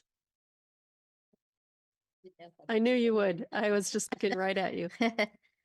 So I really appreciate towards the end talking about the money, because that was one of my questions is, how much are we talking about when we're talking about 4 completed projects out of 24 and how much that is? So that means there's, I'm guessing about 1.2 billion that's still out there being worked on. And so the other question was, have we taken it from very high to a different? And the answer was, we can't judge that right now. correct? No, we did run that analysis, and these investments did not shift the risk significantly enough to change the current prioritization. Yeah. But I would like to point out, and I think Ashok touched on this, that these were 4 projects out of 24. So there still are an additional 20 projects in the Delta that are being constructed right now, or at least in some point of development. Right. So hopefully as these projects are completed and do your reports on them, we will begin to see a shift, and the prioritization may reflect that. Is it I know you can't speak on behalf of DWR, but is it a priority to start like with this lower hanging fruit to start removing some of these high priorities so that we can move the list around? Or I guess I can't ask you that question because, but I'm going to just put it out into the universe. It would really be nice to demonstrate that we're actually reducing the risk. And, I look at the Dutch Slough project as one that I was a advocate for 20 years since it was in my backyard. And while it's a beautiful project, I don't know, I don't know the significance of, the levee system on that project. I know with Bethel Island, there's a lot of low income folks that live on an island that has very limited access and regress. And they're not only are they worried about the levees, but they also are dealing with the drainage issues within the island. And I think that's a significant issue in a lot of places, that not only are they worried about the water on the outside, but what to do with the water during these high water events, because there's nobody there necessarily to manage the drainage. And so you're dealing with flooding and drainage. And in my observation, there's always another interesting thing that's happening to make it even more interesting during those events. So, I know Bethel Island, Sherman Island's really important because that's where the roadway goes from the Bay Area up through the Delta. And same with Terminus. You've got, it's an important part of the transportation system. And so I'm glad that but then for you to say that it's only 12.5 million of 1.3 billion, it's kind of like, okay, so what are we solving here? What reduction in risk to people, property, water, all of those things. So good report. Thanks for showing, eventually putting in those things that I was interested in. But I would really like to hear from Department of Water Resources, their commitment to really tackle these things. And again, on DLIS, there are levies that are not included as state interests that can get funded, but we really are still concerned about the subvention program going away, because you said by next year that might not be there. And so we still need to push on that. Absolutely. And part of our regulation is that operations and maintenance is a priority no matter where it's happening. Yeah. It doesn't make sense for us to invest in improving levees if we're not going to maintain what we already have on the ground. So that continues to be a critical piece. I'd like to see that 1.3 or 1.2 billion of what's being done. And the other thing is, in these reports, when you're talking about, I liked the way you did it, but can you include the populations of the people? Because it says people, and that could be 100 people, or that could be 10,000 people, depending on what your 100,000 people. And then the other is maybe a little more specific on property, because that helps us understand, there's a campground, or there's 20 homes, or there's, industrial, or, whatever it is. It'd be good just for us to be able to kind of, because a lot of these folks don't live on the Delta, probably can't pick out each of these islands necessarily. And so it's good to kind of give that consideration when we're talking about it. I appreciate that feedback. Thank you. This is our first attempt at quantifying the reduction in risk. Great. And so I'm, we can definitely incorporate that feedback into the report that accompanies this presentation going forward. So You did great. Thank you, Erin. Thank you, Ashok. Yeah. Yeah, thank you. I too just want to offer, like, this is really, really significant and fantastic work. I mean, until we sort of figure out what the risks are, we're not making decisions that are really grounded in what needs the most help and when. So I just think it's phenomenally well done and really grateful for the time and do think that growing it and then hopefully seeing the decisions made as a result will be really fantastic. So thank you. Yeah, to that point, I'd want to point out that all of these decisions, these funding decisions were made before the regulation was in place. Mhm. So what we're seeing is legacy decisions now. The regulation went into effect on January 1st of this year. So going forward, the intent is that the prioritization will help, help inform DWR's decisions. Yes, Member Huesa. This presentation means a lot more to me, having been out there and seen that some parts of the levee are pretty interestingly below the level, or some parts of the delta are below the level of the river. And trying to understand the delta a little more in a historical context where maybe that wasn't so, let's say 100 years ago, maybe it was before we even had any kind of levee system controlling the outflow of the San Joaquin and the Sacramento rivers as they have. I mean, you hear stories about all of Sacramento being flooded in big rain events. So was it more usual along the delta in previous historical times to see major flooding where you would have seen Sherman Island, Bethany Island be completely submerged? Is that something that could have been possible? Yes, I mean, there were times when they were completely submerged if there was a lot of water coming down the system, but historically these were islands and not bowls. So just, over time, soil would deposit and tules would die and create soil, and that's what really created the peat that makes it such rich farmland in the delta. So and you can say that for a lot of the valley. I mean, the valley would go through periods of flooding and drainage, but I would say that the delta was dry probably more often than it was submerged. So these were Which is the naturally case now? occurs- No. Well, Okay. they wouldn't be. If a levee fails in the delta and the island is below the river, it's going to fill up like a bathtub.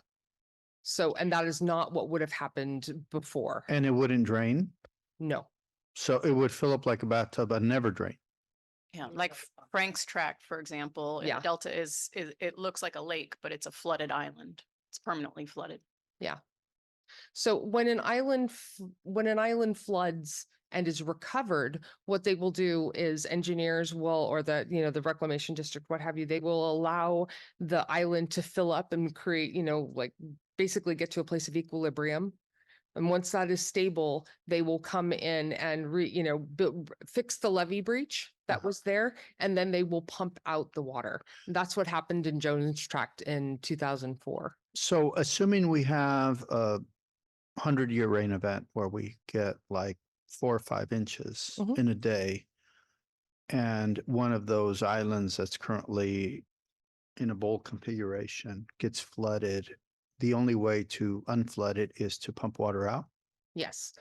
I would like to point out that over the last few decades, the only levee failures that we've seen actually have been sunny day failures. So Jones Tract, which happened in 2004, that was not in a high water event. So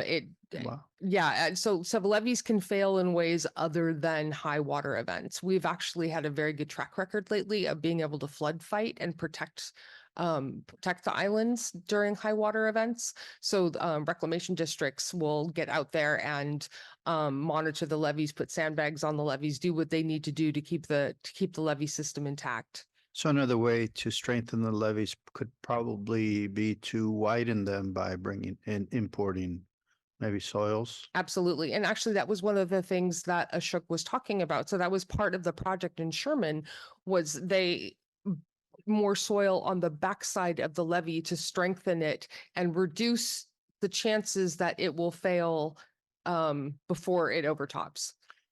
And the overarching reason we're creating levees and protecting the islands is their agricultural productivity. No. I mean, some of the islands have agriculture on them, but they're almost all a mosaic of a variety of state interests. So as you know, Environmental habitat.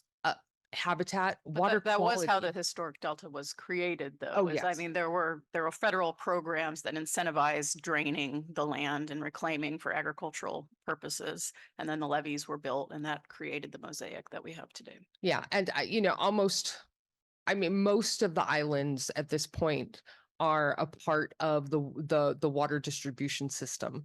So the levees really protect our ability to keep salinity out and to get fresh water down to the pumps. So you know, the levees are a part of the state water project in a sense. Well, that's very interesting. Yeah, they create the channels of the water, channels the water to the pumps in the south. Wow. Okay, thank you. And just,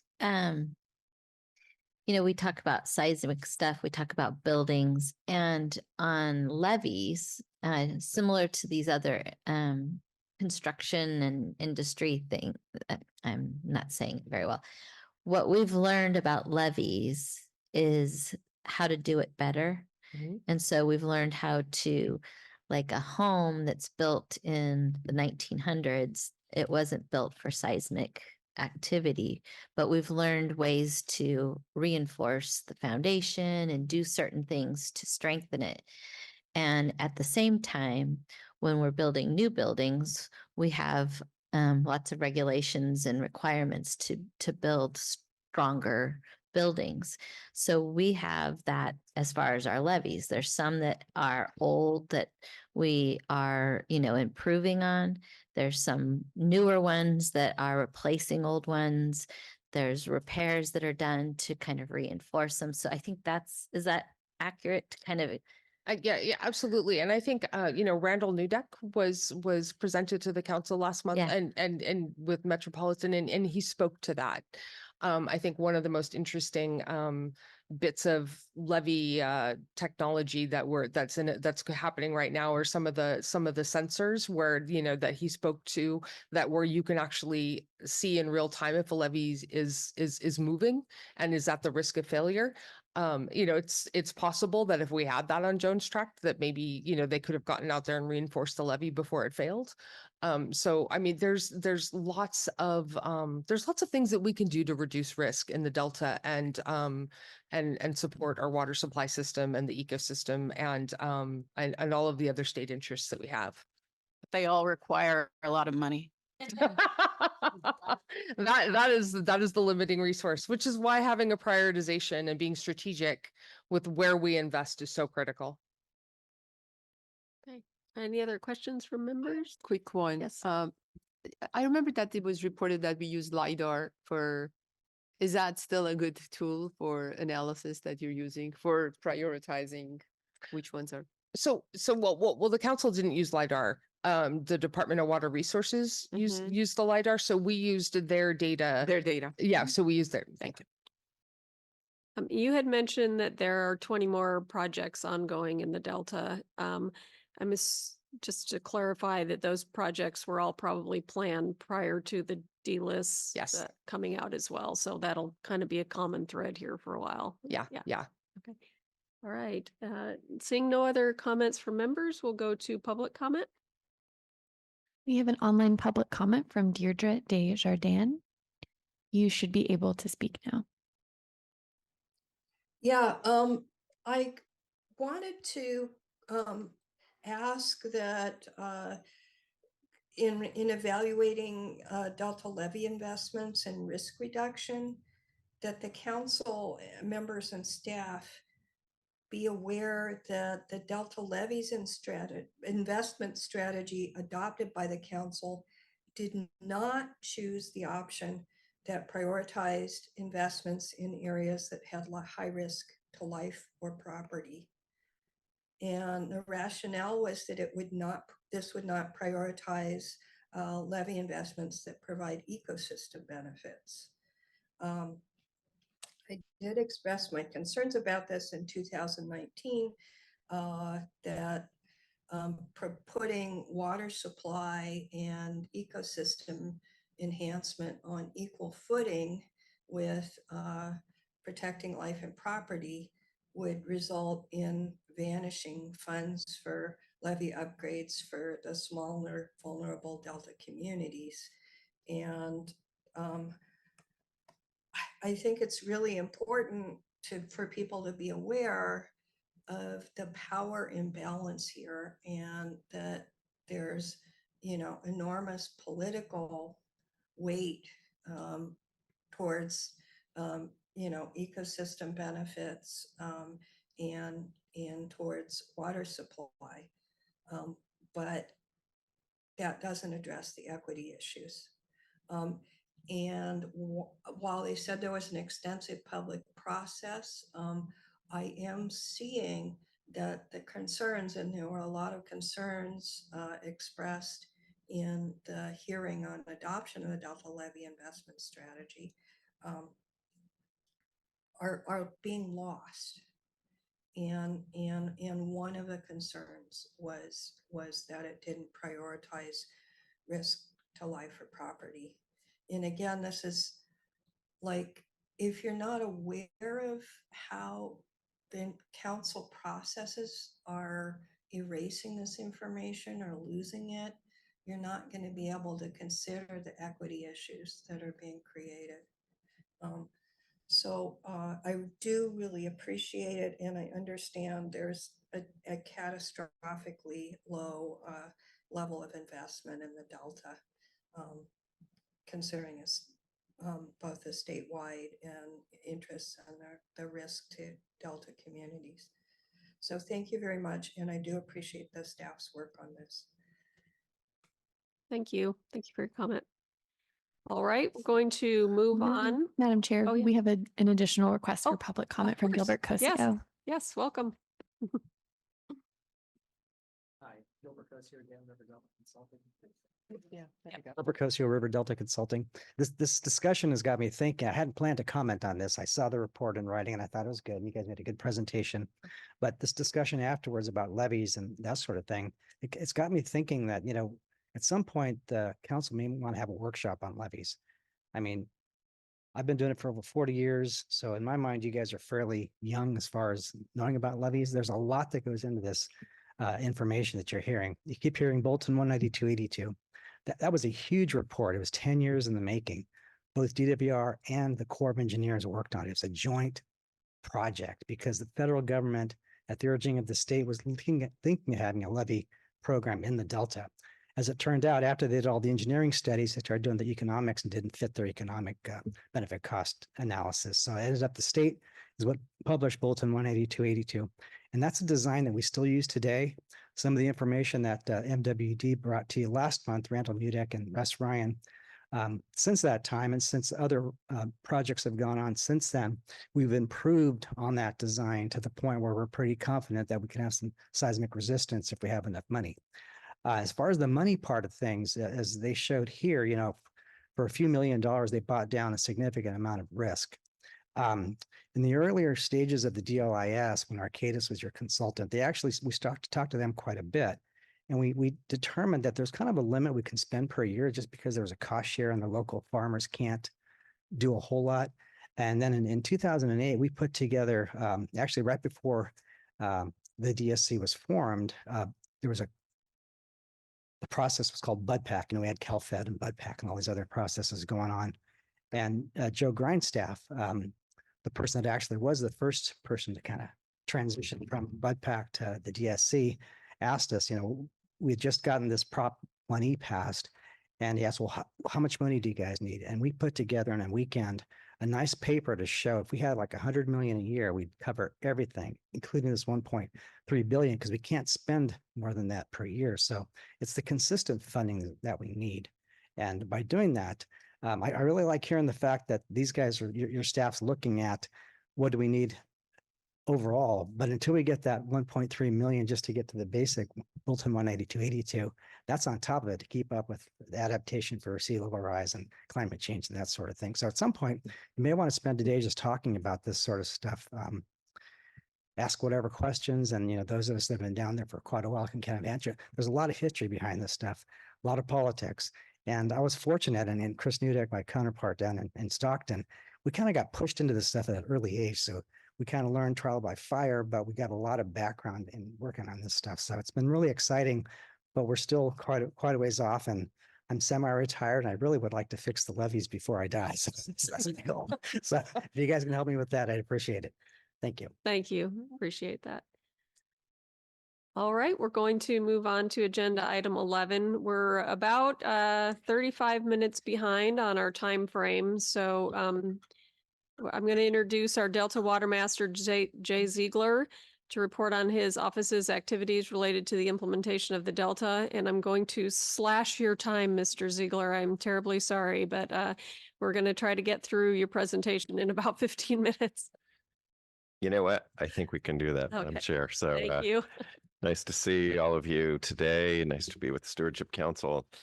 Thanks for this opportunity to catch up a bit. Next slide, please. So we're going to talk a bit today about the continuing efforts that my predecessor launched in 2017 to integrate water data reporting across the legal delta. And there are some 1,300 water rights holders across the legal delta and 2,700 points of diversion. The project that we have been working on is the deltaacp.com, which is an OpenET-based reporting system to try to get everybody across the delta reporting with the same data methodology, and through that process to better understand consumptive use actually in real time. And I feel like that the bet that my predecessor Michael George placed in 2017 on OpenET is really paying off. We're really getting extraordinary buy-in to this platform, and it's really been quite encouraging to see levels of reporting. Next slide, please. Bringing 80% of water rights holders across the delta that divert more than 10 acre-feet of water are participating in this unique platform. And the credit for that goes to the process that my predecessor created, creating an all stakeholders forum and the Delta Measurement Experimental Consortia, bringing together all water users across the Delta, water attorneys, NASA, Environmental Defense Fund, a wide diversity of interests, individual farmers, to really buy into this methodology and to stay with it now into water year 22, again, reaching roughly 80% reporting rates. We're hopeful, and we've now integrated both statement and appropriative license reporting in the platform. We had some challenges with the software, so we're still catching up a bit. We're at roughly 90% reporting for the current water year with respect to statements, and about 80% with respect to appropriative rights. So we're really getting a much better accounting of water use and place of use across the delta, both individually aligned as well as more holistically across the system. And this is essential as we think about governance of the delta, especially during drought, and to better have a shared understanding of actual consumptive use in real time in the delta. And so I'm deeply invested in this platform. As I've said, there's no plan B really for this methodology. I mean, we really have to make this work. I think Metropolitan had recently completed a study that it would cost between $10,000 and $20,000 to put a siphon gauge on the points of diversion. So as you run that math, you have 2,700 points of diversion, that's you're at 27 million, and then if it's 20,000, you're at 54 million to create a reporting platform. That's just not cost feasible. I So was going to say, Jay, if you could explain why is it alternative? It's alternative to installing a gauge. actual gauges, right? This is driven by Senate Bill 88, which was adopted in 2014 to really drive legal reporting responsibility for all water users in California. And so that's based on actual diversion data. And in order to get to an alternative compliance program, you have to make, as my predecessor did, findings of infeasibility. So both the economics and the data proved to be wildly unreliable through siphon reporting. But Jessica, thanks for that. That's important clarification that we're using an alternative methodology because the ability to implement a gauging program across the Delta has heretofore been provided unreliable data largely, as well as it's an infeasibility with respect to the cost of compliance. So next slide, please. I've been asked to talk a bit about the recent workshops of the state board 3 weeks ago in conducting a 3-day public workshop on the voluntary agreements to comply with the update of the state water quality control plan. This is a 3-day forum involving public water agencies, 6 different panels, multiple perspectives, including tribal governments, non-governmental organizations, and other stakeholders, really for the first time kind of coming together for a discussion of the voluntary agreements. To put this in context a bit, the long arc of time, this process is driven really fundamentally by 2 major statutes, the Federal Water Quality Act of 1972 and Porter Cologne state statutes, which really drive water quality objectives systematically on a statewide basis. The last meaningful update of the water quality control plan for the San Francisco Bay Delta was 1995. That was updated in 1999 and 2006. In 2018, the state board also adopted the first part of a water quality control plan, phase 1 for the San Joaquin River, which established a 40% unimpaired flow standard and an ability to meet that standard with a voluntary agreement for the San Joaquin or the Southern Delta tributary as well. And that 40% standard for unimpaired flow, which would be flow as it occurred in the system naturally, where they're not a network of dams above the system, that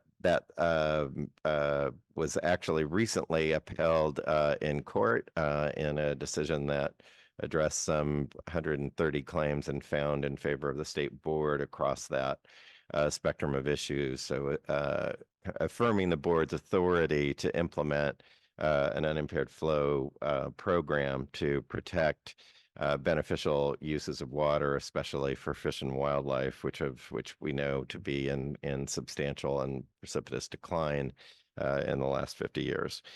And so contextually, these hearings addressed flow and non-flow objectives, provided an overview of the objectives that could be achieved in the process, flow measure accountability, accountability for habitat metrics, governance and participation in the process, as well as accountability and transparency in how the program would be governed. I should note that the hearings were kicked off by Department of Water Resources Director Carla Nemeth, and she was followed by other proponents of the agreement. And the not so subtle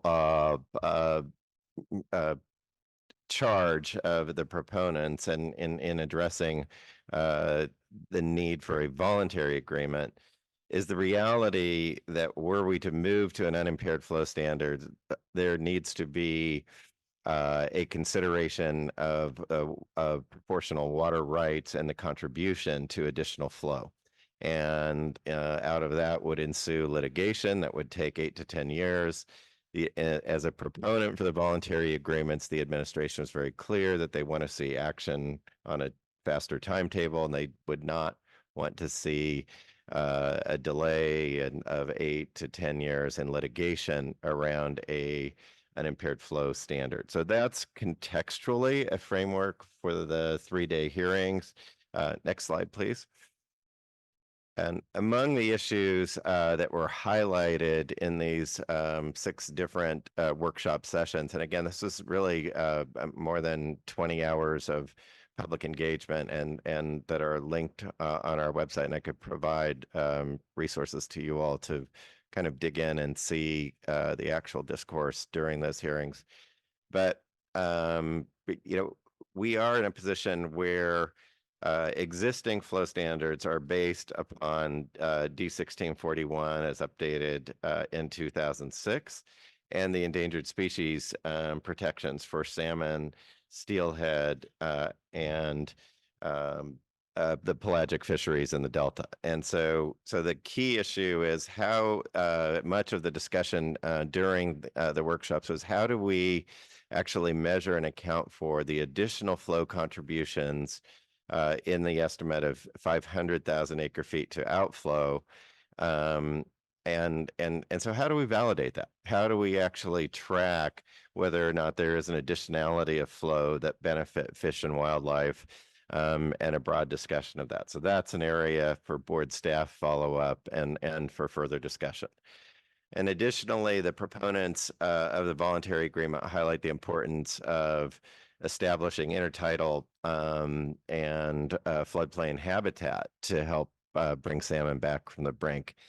And there was discussion about the uncertainty of both permitting and funding for habitat activities. And so those are areas for follow-up activity in specifically digging in and determining how we can actually, how the board would enforce the delivery of those habitat programs when there is inherent uncertainty around funding to do this work and permitting of the projects in order to get construction underway.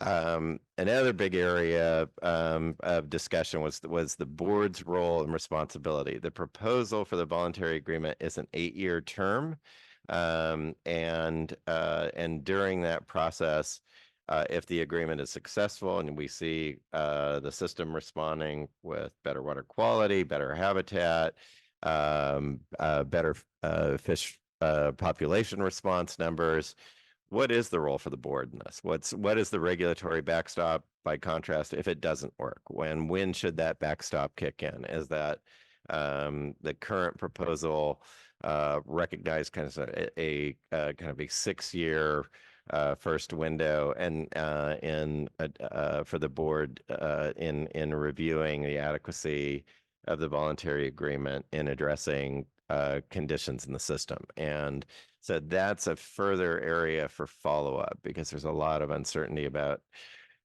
what happens in year 8. Does the program continue, or is there a regulatory backstop if the program isn't successful? And so those were some of the key areas. And then within this mix of habitat and flow objectives, how do we discern better annual accounting for smart, time-bound performance delivery objectives within the plan? And how are those specifically built into the program? There was significant discussion across the board on the need for addressing issues that have been raised by the United States Environmental Protection Agency with regard to harmful algal blooms and cyanotoxins in the system, which we all know are more prevalent today and a greater risk to human health and safety, as well as other beneficial uses of water that we are trying to protect. And what are the tribal beneficial uses in the Sacramento San Joaquin watershed that we've far too long ignored, and how do we integrate those tribal beneficial uses better? And so I think that both the board and project proponents expressed a commitment to more a deeper engagement with tribal communities, tribal governments, NGOs, and fishing interests in mapping out objectives for the plan. And so I will say, again, I wanted to give you this perspective of how this is a fraught process. I think it's significant that the board just won a significant court decision with respect to its authority in implementing a water quality control plan update. At the same time, virtually all the plaintiffs are together in appealing that decision. So we'll see how that moves forward. And but I think it's important, just in looking at these issues, to really think about the importance of strengthening and refining components of the VAs and the regulatory backstop, recognizing that the immediate concern is the continuing steep trajectory and the loss of spring run, winter run. 2 years ago, the director of the Fish and Wildlife, Department of Fish and Wildlife, asserted that it would be meritorious to list fall run today, and the salmon season has now been closed for both sport fishing and commercial fishing 2 years in a row. So that gives us a pretty clear indicator of the stress in the system as we try to deal with this 21st century hydrology in a way that we just haven't been prepared for, and the need for fundamentally better science and monitoring throughout the Delta. And I think that throughout this process, I think you will hear from the Delta lead scientist, and certainly from the state board and my office, that this is essentially an 8-year experiment. If the board were to approve a voluntary agreement to achieve the objectives of a water quality control plan update. And there's a long journey ahead. Board staff offered that they thought it would be feasible to get back to the board with a program for implementation and enactment of a water quality control plan update probably by the third quarter of 2025. So that's not this year, that's the third quarter of next year. And I think VA proponents pushed back fairly strenuously. They would like to see action by the board in the first quarter of next year. And so we've still got a pretty significant journey ahead of us. There's going to be a great deal of deliberation with respect to the elements of the program for implementation to achieve the objectives of a water quality control plan. And I think it's helpful for the council to think about a water quality control plan update and the objectives that we need to achieve in that, and then to think about a voluntary agreement or an unimpaired flow approach as the pathway to achieve the goals of that water quality control plan. So it's so we're embarking on a complex, fraught, legally fraught journey, and I think that my aspiration would be that the Office of the Delta Watermaster, the Bay Delta Division at the board, and the council and the Delta Science Program can work collaboratively to develop a more transparent, robust, and accessible understanding of the science driving regulatory action in the Delta. And again, I feel like we are in an experiment here. And if a voluntary agreement is adopted, we need to learn as much as we possibly can about the complex water quality dynamics related to flow conditions in the Delta over the next 8 years. And So with that, let me entertain your questions today. Thank you for that presentation. I'll just echo what you said about science collaboration. It's been a topic here for a bit, and I think that everyone is very interested in a robust science collaboration. So I'll open it up for any members that have any comments or questions. Oh, sorry. Yeah, go ahead. Oh, mine is really brief. So we're interested, actually, I don't want to speak for you, but we just in how we make all of the information going into these systems open source so that anyone can use them in terms of our science exploration. Do you coordinate with all of us on that, and especially our lead scientists, just making sure that any data you have, that it becomes part of a larger system and we can all benefit from it, anyone who's interested in learning about the Delta? Yeah, well, let me echo. Yes, we are coordinating, and we're also in an environment in which there are multiple models that are in some ways seeking to validate each other's inputs and hypotheses in the system, and that is a very complex charge, actually, and. Yes. And I will just take the data integration part and water data reporting that we are doing at the board in providing a more transparent window and water rights. Like I am neither an engineer nor a scientist by training, but it's almost impossible to believe that the OpenET integration for water reporting began in 2017, and it took until 2022 to develop the software program to bring that all together. And so I think, Councilmember Miller, I feel like what you have your finger on exactly what we need to be achieving. And I think it's important that we continue to revisit how accessible is the data and to really listen to stakeholders who are having problems accessing the data and or seeing conflicting results in the modeling. Because I think we have to accelerate our ability to get to more open source data that has a user-friendly pathway into the door as well. Great. Thank you very much. Member Burgess?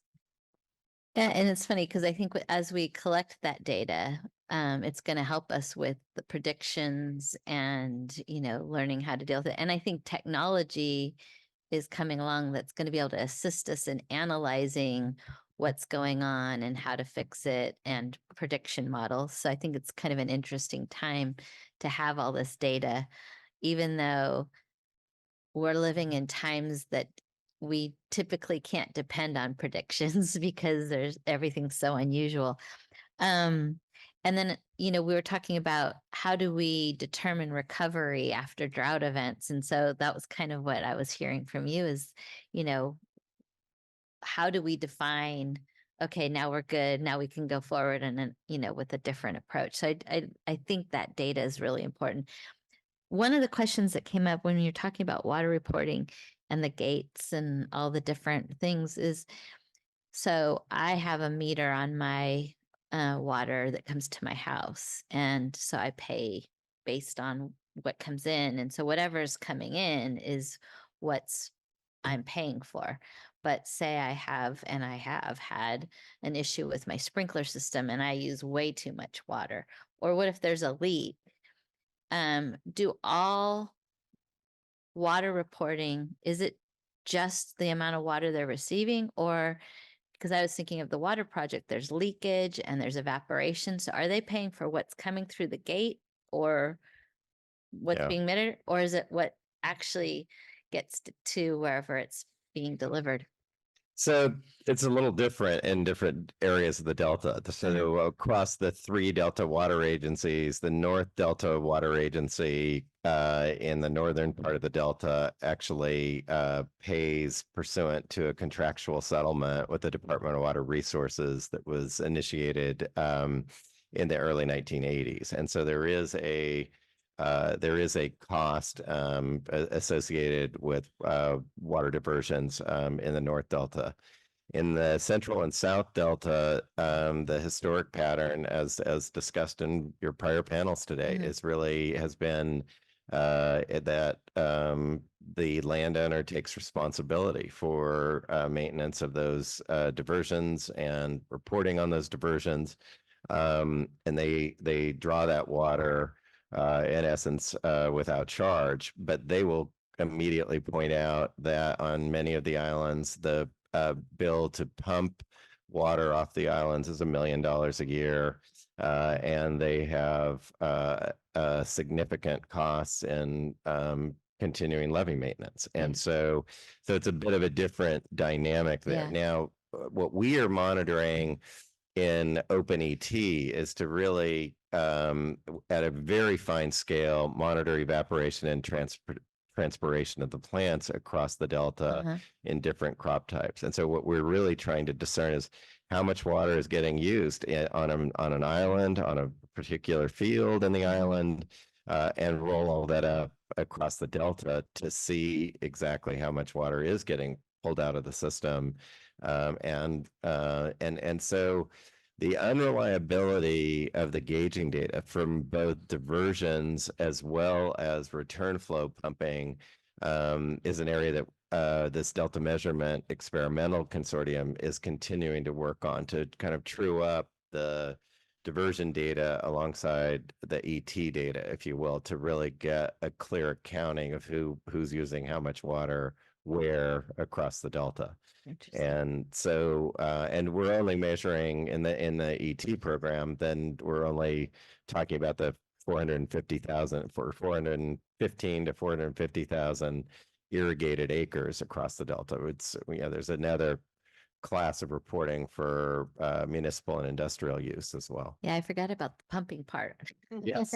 But yeah, to me, it was interesting to think about how do you measure that where? So Yeah. thank you. Right. Thank you. Do we have any public comments, Emma? Yes, Madam Chair, we have an online public comment from Deirdre Desjardins. You should be able to speak now. I just wanted to note that the modeling for the voluntary agreements all was based on largely on the 20th century hydrology. And new research is showing we're not in the 20th century hydrology anymore. And that part of it is anthropogenic forcing. So it's a major gap, and unfortunately the peer review request by the water board didn't ask for review of climate change. And so it's a huge issue about whether this is going to be effective. And I wanted to point out that at the same time, the proponents are in the voluntary agreement process. They're also, the state water contractors are also proposing in the separate Delta Adapts process that the water board consider changing human beneficial use objectives in the Delta due to climate change, and saying that they don't think they can be met anymore. So this is fundamental. The water board is in both processes, and it's fundamentally an issue, this kind of separation. I hope that going forward, more of it can be addressed, but it's a huge science gap. Thank you. Thank you. Thank you, Mr. Ziegler. Appreciate presentation. Thank you for keeping us on track with our timing too. It's wonderful. All right, our next agenda item is 12, the Pacific Flyway Center project presentation. And we are going to hear from Ava Bush, Environmental Program Manager, and Veronica Cornett, Pacific Flyway Center Project Manager.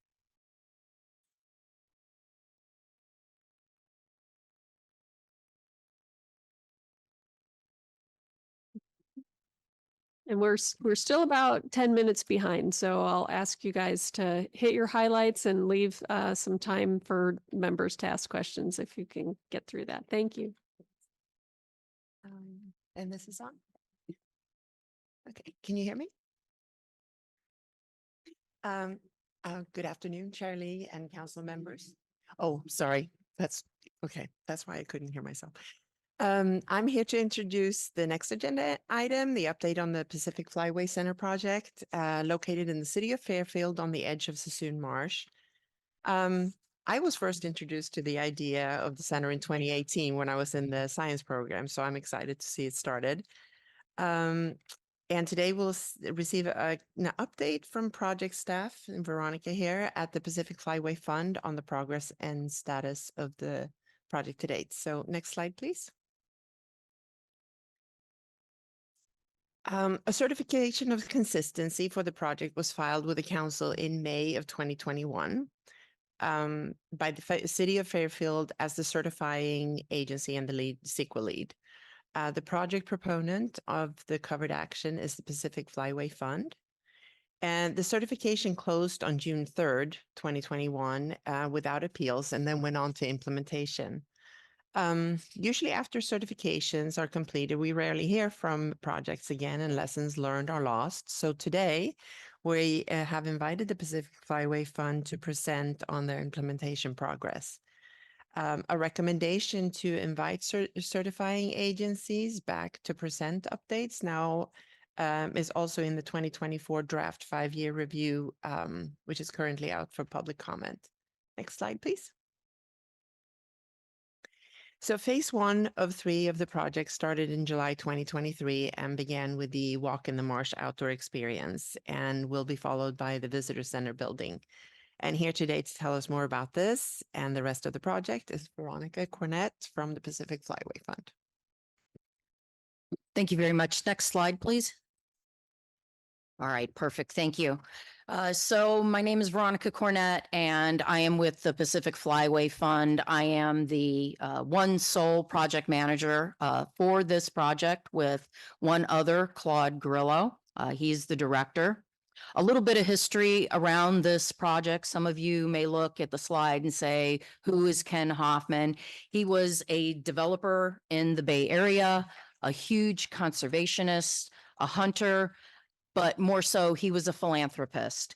He was the previous owner for the Oakland A's, as well as the Seattle Seahawks. And what Ken wanted to do is he wanted to create an outdoor marsh wetland center for youth education, adult education, getting people outdoors and to be able to experience this very specific habitat. And when he went to the powers that be, whether it be our former governor or other political entities, they all told him the same thing. You couldn't really do this effectively in Durham, California on his 20,000 acre ranch. You needed to do this in the Sassoon Marsh. And so through a series of land swaps with the state and purchases from private owners, there began the almost 900 acre property, 4 parcels, all connected in an upland area right at the edge of the Sassoon Marsh in Fairfield, California, called the Pacific Flyway Center and the Walk in the Marsh. Why are we creating this? Well, there's a lot of reasons. I think we have a very short video. Next slide, please. You could hit that. There you go. And roll. Okay. It's about a minute. This is our video from 2018 that we developed for our website. One of 4 flyways in North America, the Pacific Flyway is an aerial superhighway traveled by 1 billion migratory birds every year. It stretches 10,000 nautical miles from the Arctic to Patagonia. Central to the Pacific Flyway, the Sassoon Marsh northeast of San Francisco Bay provides a vital stopover for migrating birds. Adjacent to one of California's busiest freeways with more than 280,000 vehicles per day passing by, the Pacific Flyway Center, whose mission is to inspire conservation of the flyway, sits at an ideal interface between human culture and a globally significant natural area. In California, the Pacific Flyway is home to about 6 million waterfowl. The state lost about 95% of its historic wetlands to development before the decline was halted by far-sighted statutes such as the North American Wetlands Conservation Act. Today, more than half of winter habitat for waterfowl and shorebirds in California is provided by flooded rice fields and other managed wetlands, and the state has thousands of acres of inland and coastal wetlands like the Sassoon Marsh. A dramatic building with a form symbolic of wings of flight rises as a beacon to motorists and provides backdrop for visitors who get an introduction to wetlands and waterfowl as they approach. The buildings provide an acoustic and environmental buffer from freeway noise and overlook the main attraction, an outdoor park where visitors come face to face with waterfowl and other wetland birds. All right, next slide, please. All right, perfect. Thank you. So obviously there's a little history behind this. Why are we creating this? I think it's pretty clear from the previous presentations that were done today. The environment for birds and wildlife in general is at a decline. And Ken wanted to create an area that was going to be a pristine habitat and really showing folks what would happen in a wetland marsh area. It's going to be a resting, nesting, feeding, breeding, multi-habitat area for these billions of not only the migratory birds, but also the endemic species and the wetland dependent wildlife. Not to mention, we are going to be a conservation easement in perpetuity, and we have endangered as well as species of special concern, the salt marsh harvest mouse, the burrowing owl, and the western pond turtle. Who's going to use it? Well, obviously we want everyone to use it, but we're really focusing on youth, primarily from the Bay Area and Solano County, where we're located. K through 12 students, academia, adults, families, wildlife watching, just getting out into the outdoors, habitat and wildlife research, and of course, migratory and native wildlife, including butterflies, to be able to experience this wonderland. Next slide, please. So what you're looking at here is the project mapping. This is the 124 acre mapping of the entire project. The blue amoebas that you see on the map are all the 24 acres of wetland ponds that are right now in phase 1 being created. These wetland ponds are approximately just shy of an acre or an acre and a half in size, and surrounding them will be the 3 miles of trails. We'll have a parking lot area and amenities, a restroom, shade structure, and things of that nature. Right now, as I said, we're in phase 1. We're projected to open in 2027, preferably the spring. It might be in summer. What we'll see in the 2025 and 2026 years will be the planting of the trees, the seeds, the plants, really encouraging the flora and the fauna to create this great outdoor extravaganza. This particular area is previously, for the last 100 years or so, was upland grassland area used for agriculture and used for grazing of cows and sheep and things of that nature. So this is a complete and total transformation, which really doesn't get justice when you see it on an actual map. We do expect that we should have probably somewhere in the area in the first couple of years of around 10,000 visitors per year. Next slide, please. So obviously you can't do this without a lot of partners. Certainly the Delta Stewardship was our partner and still is our partner, and we're very fortunate to be invited here today. Some of the folks that we've been working with ongoing since 2015, California Waterfowl Association, Ducks Unlimited, National and local Audubon, UC Davis, the Solano Resource Conservation District. International Bird Rescue is a very active and ongoing partner that we're working with. There's been a development of some youth curriculum, and they're bringing students out there from the 5th and 6th grade throughout the school season. And we've had a ton of support from local electorals as well as from the state and across the nation. And our first grant awarder has been the Sacramento San Joaquin Delta Conservancy. They gave us almost $2 million, and we'll be using that in phase 1. We're at the point where we've started construction. We received all of our environmental permits, and we're actively working on grants. We have another full proposal right now into NIFWIF for about $700,000. And what are our needs? Our needs are just, we need volunteers. I need someone to help me with social media and a variety of other things, donations, going to events, doing presentations, and getting us to the finish line, which we're all very eager to do so that we can open up and greet our guests and get people to really enjoy what's going to be happening out there. Next slide. So the way I'd like to finish this up, knowing that this is going to be a 3-phase project, as like the Monterey Bay Aquarium has taken over 40 years to get to a certain level, this will be in phases. The first part is the walk in the marsh, and that will be completed in 2027. Our first and next big endeavor will be in phase 2, 28,000 square foot building. That in itself is going to be around $15 to $20 million. And then obviously the next phasing of an event center, a theater, and things of that nature.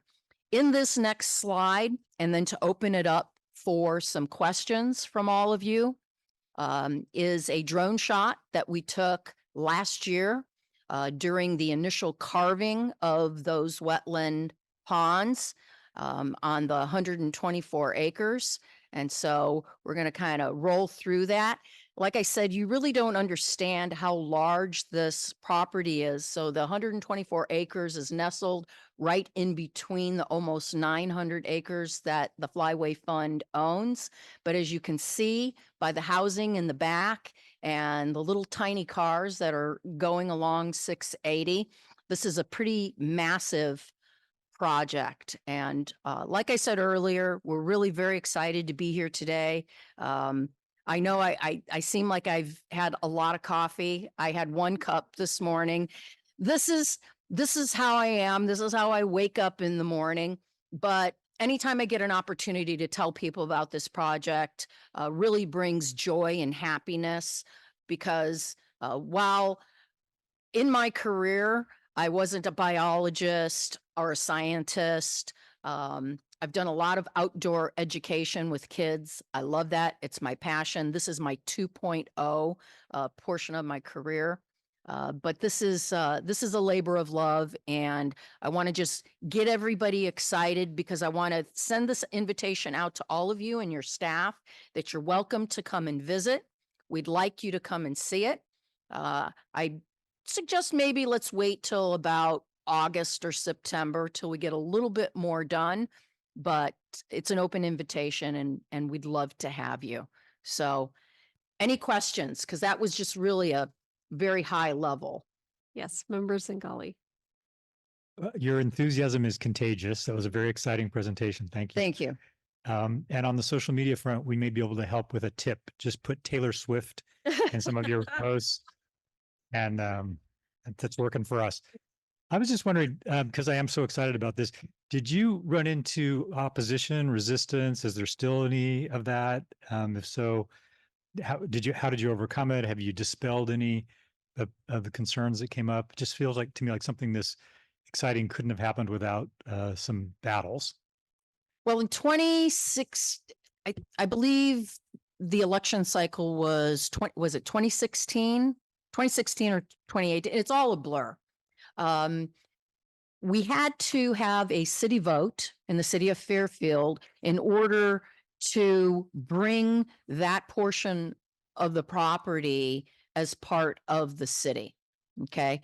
And in elections, sometimes there's a battle with that, but we were very fortunate. We did some outreach, and through the voting, there was a 76% vote, 76% to vote yes to annex that property into the city. That doesn't happen. So while there was a little opposition and people became very concerned that if we built and developed this land, that then immediately after that, there would be homes being developed and we were going to open up kind of Pandora's box. But we dealt with those questions and that pushback on an individual basis. And we assured them, especially because of the conservation easement in perpetuity, that what, as far as our property, that wasn't going to be a concern. And the majority of the properties that surround us are all duck clubs and agriculture. That doesn't mean in the future those things can't change in the zoning. But as far as the 900 acres, that isn't going to happen. This is going to be an outdoor education, public access venue. Thank you. You're welcome. Yes, Diane.